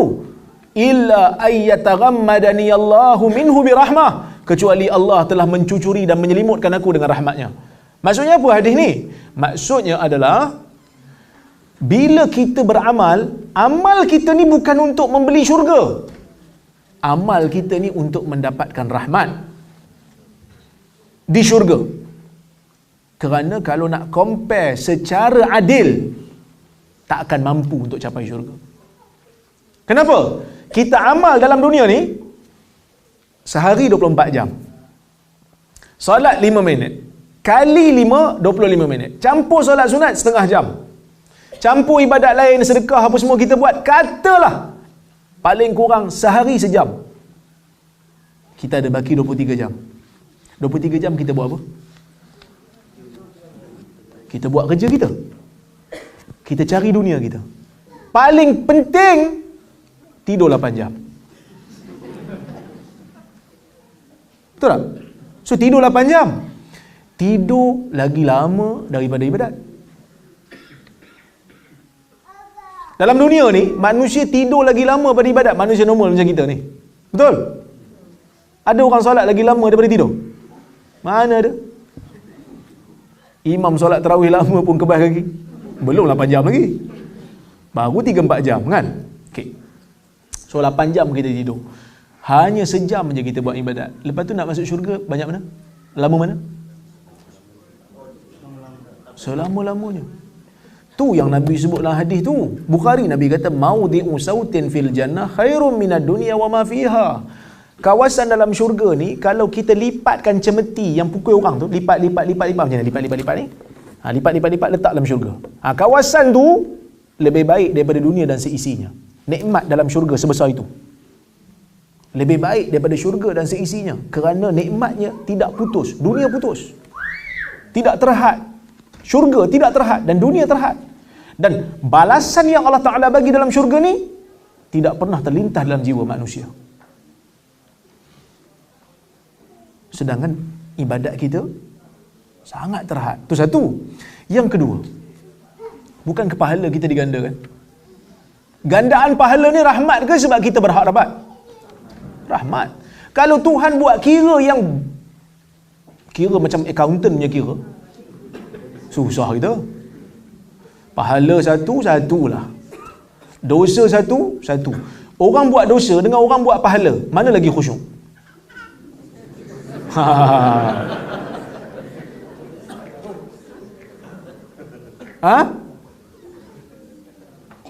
Orang buat dosa dengan orang buat pahala, mana lagi khusyuk?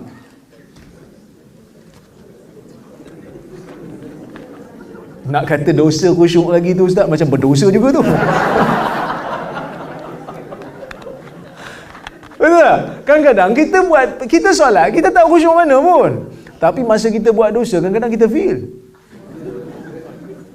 feeling kan? Kita feel betul. Tapi pahala diganda, dosa tak ganda. Kedua. Ketiga.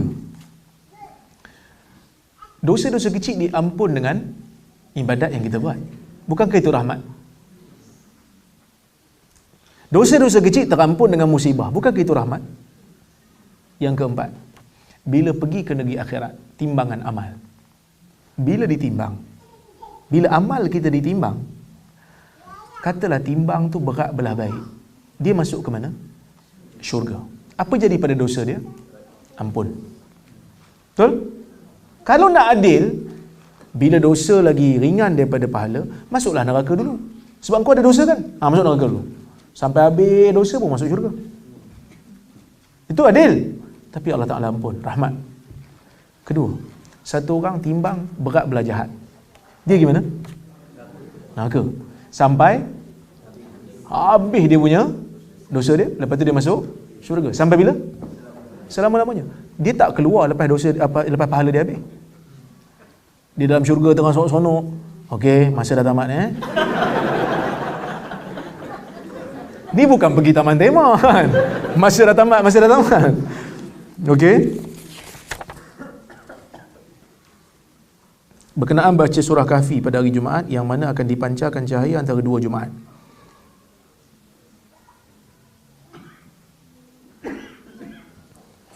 Baca surah Kahfi ni yang disebut dalam hadis, seingat saya, sama ada antara dua Jumaat ataupun akan dipancarkan tempat daripada cahaya daripada tempat dia baca tu sampai ke Baitullah. Maksudnya akan amalan dia ataupun tindakan dia sepanjang seminggu tu akan dipancari dengan hidayah Allah. Kerana dalam surah Kahfi tu kan ada cerita pasal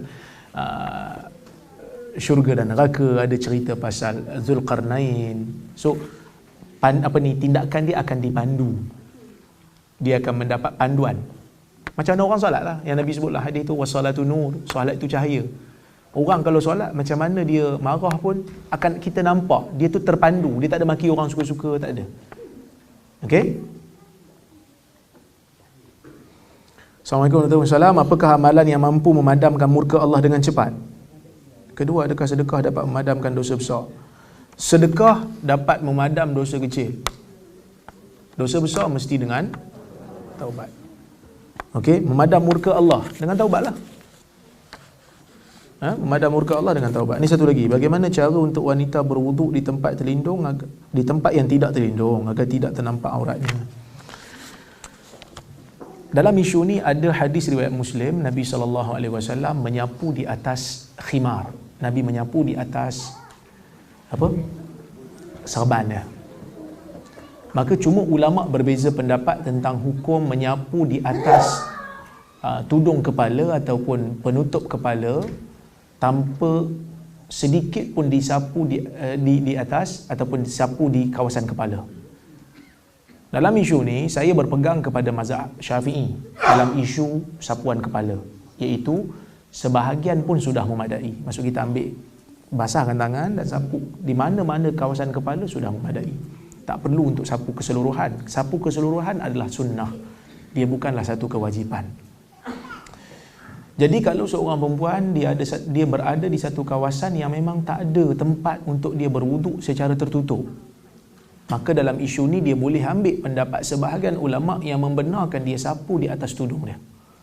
So basuh muka macam biasa, basuh tangan macam biasa, sebab basuh tangan ni boleh masukkan air di bawah kain kan, kain apa ni, lengan baju. Begitu juga bila sapu tang kepala tu, boleh sapu di atas tudung dia kerana darurat.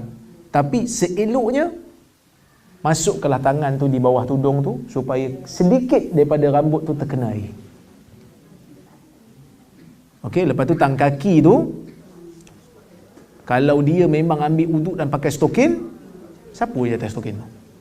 Kalau dia tak, lupa nak ambil wuduk awal-awal masa pakai stokin tu, kan, maka dalam isu ni carilah kawasan yang terlindung sikit dan buka stokin, siapa ni basuh kaki dia. Kalau tak, suruh kawan-kawan yang ada bersama dia lindungkan dia supaya tak ternampak. Kalau tak ada juga, bolehlah bertaklid dengan mazhab Abu Yusuf yang mengatakan kaki perempuan ini bukan aurat. Tetapi majoriti kata aurat. Ni dalam keadaan darurat, maka dia boleh basuh. Selesai masalah. Okey? Sebab muka memang bukan aurat kan.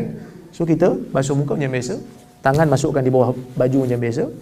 Cuma tang kepala tu sapu di atas tudung dan masukkan sikit bawah. Tangan yang dibasahkan tu masukkan sikit. Berdasarkan hadis Muslim. Okey? Lepas tu basuh kaki. Wallahu subhanahu wa ta'ala a'lamu bis-shawab. Terima kasih banyak. InsyaAllah kita jumpa lagi pada masa-masa yang akan datang. Lama juga jawab soalan. Lebih kurang macam kuliah jugalah. Terima kasih banyak. Saya minta maaf terkasar bahasa, tersilap kata. Qulu qawli hadza wa astaghfirullahal azim li wa lakum. Wassalamualaikum warahmatullahi wabarakatuh. Dan terima kasih juga pada penganjur. Sebenarnya ada orang sponsor ni kuliah ni. So kita terima kasih banyak pada dia. Moga-moga usaha ini diberkati oleh Allah Subhanahu wa taala. Amin ya rabb.